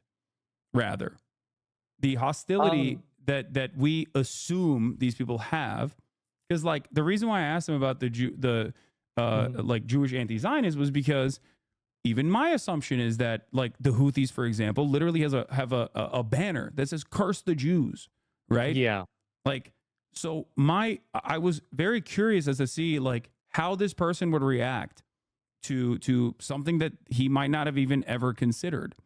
And that's the and that's the point, which is that like people have the capacity to change once they learn new information. They're not ever going to be firmly planted and be of one mind. Most people have a tendency to be empathetic to other people. They want to collaborate with other people. We're a social animal. It's in our nature to be as collaborative with others as possible. And that's why I don't believe that anyone is like intrinsically homophobic or intrinsically queerphobic. Not that it matters in this circumstance, because the far larger problem is still always going to be. Yeah, no, I could see that being worse. Yeah, sure. I could definitely see that. I don't like the I don't like the idea that that culture is equivalent to ours. I think it is very problematic. I think it's very bad. I don't think it should be judged the same way. It doesn't mean I'm not sympathetic to them. Of course, right? Of course it's bad this happens. But whenever there is a state that's upholding something that is groups of people based off of their identity, or a group of people that's doing that, whether it's a government or some sort of like regime or anything like that, I think it's very easy to say that that's bad. I don't think that saying that, like different types of persecution is for one reason or another, like okay because they're being like occupied in some way or another, right? I don't really see how these two things are related because they're not being occupied by gay people. They're not being occupied by trans people. They're being occupied by Israelis. So Yeah, it's like exactly. Which is why they're if not you're like hating gay people and you're making that against the but law, no, has that's nothing to a do good with it. point, Asmon. That's a good point. Yeah. That's why they're not like if you think right now or at any point is like we really got to deal with these homosexuals in our ranks, like you're out of your mind. That's not what's going on at all. I don't think that's the case at all. Of course not. Okay, so But when the dust settles, when the dust settles, and then they start gay people, what are you going to say? Okay, but you can't hypothesize a future where they're going to do that when there is no like evidence that they're going to do that in a free and a completely emancipated sovereign nation state. That's what my point. The assumption that they're going to do that is the bigotry. That is where we're at odds. The assumption that they're going to do that immediately it almost feels like they want to be free just so they can kill the gay Palestinians, which is a ridiculous assumption. Not. Of course, that's not the reason. Okay, but that is. But you understand that, like, free to all the gay people. Of course not. But like, I mean, it's an openly stated thing with a lot of these cases, even inside of any sort of other culture. There are many cultures that are openly stated to be against people of different gender identities. This isn't some sort of like unique, monopoly that Palestine has over this. I think it's true in many cases. But Palestine has never. But given the fact that there has never been a sovereign national Palestinian state, making this inference is ridiculous. Is my point. It's like saying that if Texas were to exist on its own, that they would start executing gay people and enslave black people again. Except there has been a state, or it wasn't a sovereign state, but there has been an instance where, Texas did actually fight hard to enslave black people and continue to enslave black people. That's why we have Juneteenth, which is far after the point of abolition, where they still maintain the practice of chattel slavery. So even then, there's more evidence that Texas might potentially do that, as opposed to Palestinian statehood, which has never been a form of governance that has had a moment to behave in the ways in which we assume they will. And ultimately, once again, they would still be dominating gay Palestinians. And this is a concept that a lot of Americans don't understand. They think like, a lot of people used to say this about ISIS. They're like, oh, they're throwing gay people off the roofs because Muslims are so. I'm like, the gay people are Muslim. Like, who do you think they're throwing off the roofs? They're not throwing white American gays off the roofs. They're throwing Muslims. They're throwing other Arabs that are gay off the roofs, which is like, something that is at odds with the way that people understand, Islam and the Muslim world, and think like, no, all Muslims love this. It's like, well, I don't think the gay dude who is Muslim loved being thrown off the roof. I think he probably hated that in that moment. I bet he did. I think so. You're right, and I think that criticism of that isn't really Islam. I don't think it really has a lot to do with Islam, right? It has nothing to do with Islam, and it has nothing to do with culture in general. It has everything to do with this like insane, militant, rabid, psychopathic colonial apparatus that was trying to restore the image of the caliphate in whatever they saw fit. The way that people see gender identity and the way that they treat them is absolutely part of their culture. And it's part of our culture too. It's part of everybody's culture. It's not necessarily true. I don't think when you say it's a part of their culture, you make it seem like it is an intractable quality. It's a quality that cannot change, or it's a quality that definitely exists across the board as a monolithic force. That is not the case. That's my point. Of course, nothing's monolithic, right? Nothing is ever going to be monolithic. Same within the US or anything like that. But I think it's a viewpoint that a lot of people have, and it's the same as here. There's a lot of people that have viewpoints about that here. And guess what? Our laws reflect the viewpoints that a lot of people have. And so What's going to happen in Palestine? I don't know. When they get I don't think our laws independent, reflect a lot of the people's viewpoints. Because if that in was the some case, cases you they wouldn't do, have in been some so they shocked about Texas BDS laws. Like, I don't think it's your Yeah. viewpoint. I think if you were to sit down every person in Texas, they'd be like, "What the fuck are you talking about? This is Yeah, unacceptable." no, you're right. You're right about that. I mean, there are some of them that get through. You are right. But I do think that in general, the laws do have a rough estimation to what the people's values are. I don't. Like, not Again, we're 1-to-1, talking about but it's not abortion 0 bans, to for 1 either. example. Abortion Yeah. bans. That's not the viewpoint of the overwhelming majority of people that are now subjected to abortion bans. Mhm. Governments do not operate at the behest of their citizens, even in democracies, even in quote unquote theoretical democracies like the United States of America. So, no, that is not the case. And people always are fighting against their governments in order to, at the domestic level, get the equality that they fight long and hard for. The problem, however, with Palestinian society is that they've never had a functioning sovereign state and a government to begin with. And even if they did, the assumption that they would be is ridiculous because, once again, there is no historical reference point for this. And beyond that, Well, isn't it even if against they the did law? have a I mean, government, it's against the law now, right? But I mean, even if they had a government, it's against the law is meaningless in this circumstance. What is the law? There has never been a sovereign state in this situation. Palestinians, like I said, are operated under rule, right? Palestinians are operated under rule. Palestinian Authority legalized gay marriage decades before then. But in 2005, rule came into power after America tried to implement voting. Okay, George W. Bush on his way out was like, "Well, let's do voting in Palestine." Palestinian Authority said, "Let's not do that. We are not ready for it. We'll get owned." Because at that point, Palestinian people, both in the West Bank and certainly in the Strip, were viewing the Palestinian Authority as exactly what it is, a CIA-backed institution that was working at the behest of the Israeli state as a part of its security apparatus. So they were very unpopular.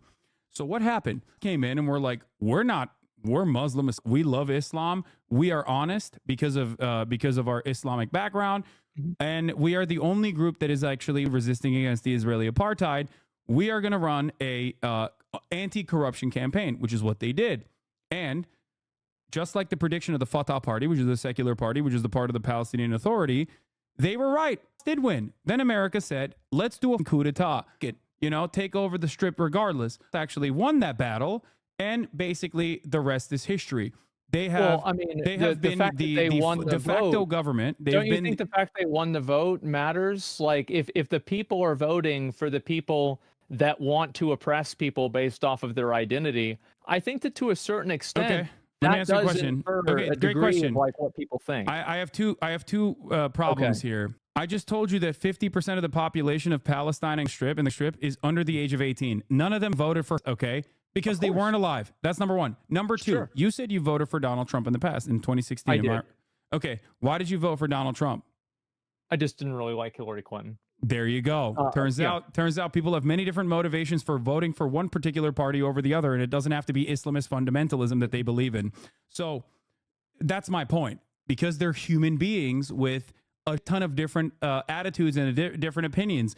If they see the dominating party of Fatah as a party that is completely captured by Israeli security apparatus that is working at the behest of this state that is destroying their lives, they're going to be like, okay, I'm going to go with the other guy, just like you went with Donald Trump over Hillary Clinton.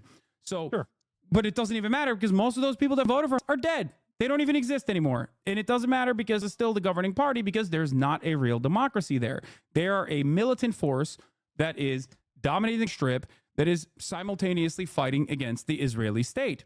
So, I hope that this helps clear your understanding of the way in which Palestinians live in the Strip and how this has nothing to do with their internal affairs or their government or how they view the world or how they view gay people at all. I get it. I think that, and I do hope that they get their independence. I think that whenever they do, they're probably going to do the same thing that Hamas did to gay people before. No, they were not. But I just told you. I told you that. Hold on. Let's look this up real quick. Go ahead.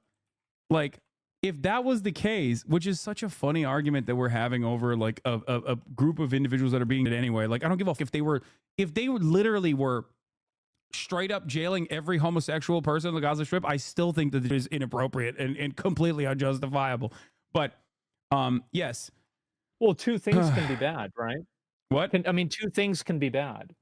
It's not like only one thing can be bad. Like obviously it's bad to do that. West Bank, it's been legal technically since the annexation, but since 1951, they adopted the Jordanian Penal Code of 1951 in the West Bank. Shortly after the Jordanian annexation of the West Bank in 1950, same-sex acts were to cross with the adoption of the Jordanian Penal Code. So it's been in in the West Bank, and before then, what? Oh, go ahead. And before then, it was, it was first the Ottoman law, which was in the 18th century. And then after that, it was British law. So on the 18th of September, 1936, the Code of Mandatory Palestine, British Mandate Code, which drew from the Ottoman law or English law, was enacted, which meant that sodomy is illegal. What? I'm looking at the LGBTQ rights of Palestine on Wikipedia. Okay. So, yeah. It's considered a taboo subject. People experience persecution. I mean, I feel like of course. That's kind of bad, right? I mean, like, yeah, for sure. No. I think understand. I'm just simply stating that, like, it's more complicated than the way you presented it, though. Of course, don't you think? Everything is always more complicated. Yeah. Of course, it's more complicated. And if I have a clip that is 30 seconds long, obviously that nuance is not going to be communicated. Of course not. Yeah. But all I'm saying is, and ultimately they will get to a place of being more open-minded to gay people once they have the opportunity to be free, to be a sovereign nation, and then their gay neighbors, their gay peers, their queer peers are able to fight their own civil rights movement like our queer peers did back in the day in the United States of America. Just like they did in Saudi Arabia. But ultimately, homosexual activity is legal in the West Bank. That's better than not. But all I'm saying is that I don't think this exists on a spectrum. Don't you think that like, like there are still, like, for example, here in the Wikipedia page, it says, in August 2019, the Palestinian National Authority announced that LGBT groups were forbidden to meet in the West Bank on the grounds that they are harmful to the higher values of ideal Palestinian society. This was in response to a conference in Nablus by Al-Qaws, the Palestinian LGBTQ group. Following the backlash, the ban was later withdrawn. So people in a place where they are at least able to organize against the limited government that exists in the West Bank, literally actively advocated against this, and then they took back the ban. On October 2022, Palestinian police arrested a suspect who beheaded a 25-year-old male Palestinian, Ahmad Abu Murkiya, who was seeking asylum in Israel because he was gay. At the time, it was reported that 90 Palestinians who identified with the LGBT community lived as asylum seekers in Israel. Now, notice how, once again, they are prosecuting people who are gay people. Well, yeah. Why would they do that if they were also invested in gay people? It happens. There are still gay people who get assassinated in the United States of America. They are dealt with through a code. They are dealt with through a civil governance, right? They're dealt with within the confines of our court structure. They're prosecuted. They're thrown in jail sometimes. Other times, we still have gay panic laws, despite the fact that we are supposed to be this superior culture. People do still get away with gay people in the United States of America, as I was showing you earlier, in at least how many states? The so-called gay panic defenses are legal strategies which, according to the American Bar Association... I feel like it obviously can't be that good if people are leaving and they're looking for asylum in Israel either. I feel like to say that like they're not doing anything about it, people wouldn't be going and getting asylum in Israel. It says right there in the same paragraph that this time it was reported 90 Palestinians who identified the LGBT lived in asylum as asylum seekers in Israel. Why would they be doing that if they're being treated equally? They wouldn't need to. First, why are they? I have a couple different reasons for why they're doing that. Do you feel like if you had the opportunity to not be under colonial rule, you'd rather go to Israel? Israel is not exactly a tolerant society for LGBTQ either, by the way. You can't get gay married in Israel. It's still illegal to get gay married in Israel to this day. Why were they going there? Because the material conditions are obviously better there inside of Israel. If you are a part of a regular Israeli society, if you are able to seek asylum, Israel can then turn around and use that as a brownie point for themselves. Or half the time, the gay Palestinians that are executed are also collaborating with the Israeli government because they've been blackmailed prior to their collaboration. Well, they wouldn't need to be getting blackmailed if the outcome of the blackmail it's not just blackmail as in like we're going to out you as a homosexual. It's blackmail as in we're going to show like your naked photos to your family. It's not blackmail like, oh, your friends are going to know you're gay and then they're going to you. No, it's blackmail as in we are going to show naked photos of you to everyone. Now you have to collaborate with us. Revenge I don't really see porn. the logic there. Like, okay, so I get what you're saying, but like, how does that make sense if it's only being applied to gay people? It's like, wouldn't No, it's not everybody just have gay naked people, photos? but gay people are an easier target because they still obviously are, regardless of the legal status regardless of the legal status of like gay people, there's still cultural stigma. Like it doesn't change that reality. You are probably in the United States of America, you are more likely to be able to implement the exact same strategy in the United States of America, regardless of how open-minded American society is, right? Yeah, but we definitely are better at it than they are. No, 100%. you're missing the point. Like even if homosexuality is legal in the United States of America, you are more likely to be chastised. You're more likely to be outcasted as a gay person, especially if your family members don't know you're gay, regardless of the legal status of homosexuality.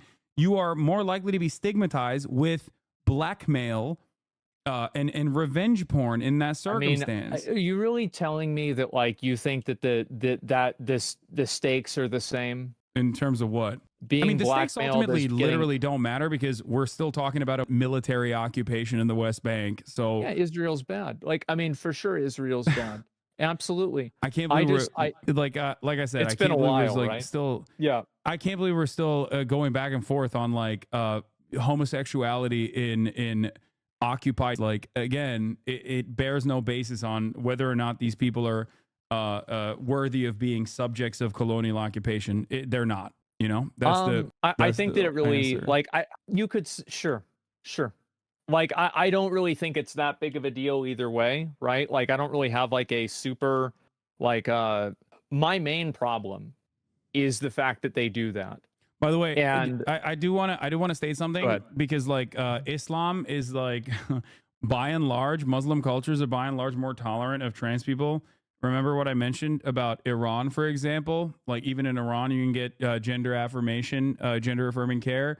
As of 2008, gender affirming care in Palestine is legal. In 2008, Palestine adopted the ICD-10 classification, which contains codes for diagnosing transsexualism in adulthood and childhood, which authorized the initiation of medical transition. As it stands, however, there is no recognition of non-binary gender in Palestine, and there is still LGBT in Palestine with not enough protections and employment and housing, which seems like a laughable concept to even invoke, considering the material circumstances of everyday Palestinians, especially as it bears no basis in, like I said, them being subject to colonial occupation. Well, I think that it's important. Like, I agree. I think it's important for them to not be subject to colonial, occupation. Of course, right?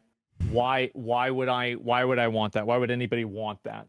Again, it's also like very clearly, it's not like Israel's making them any better, right? So like if I have this viewpoint, I think this, Israel's doing this, if it's Israel's outcome, well, then the outcome isn't very good. So you might as well let them do their own thing, right? I agree with you. Sure. Yeah, if they're going to be homophobic and Israel's them versus they're going to be homophobic and Israel's not them, I prefer the they're going to be homophobic and Israel's not them outcome.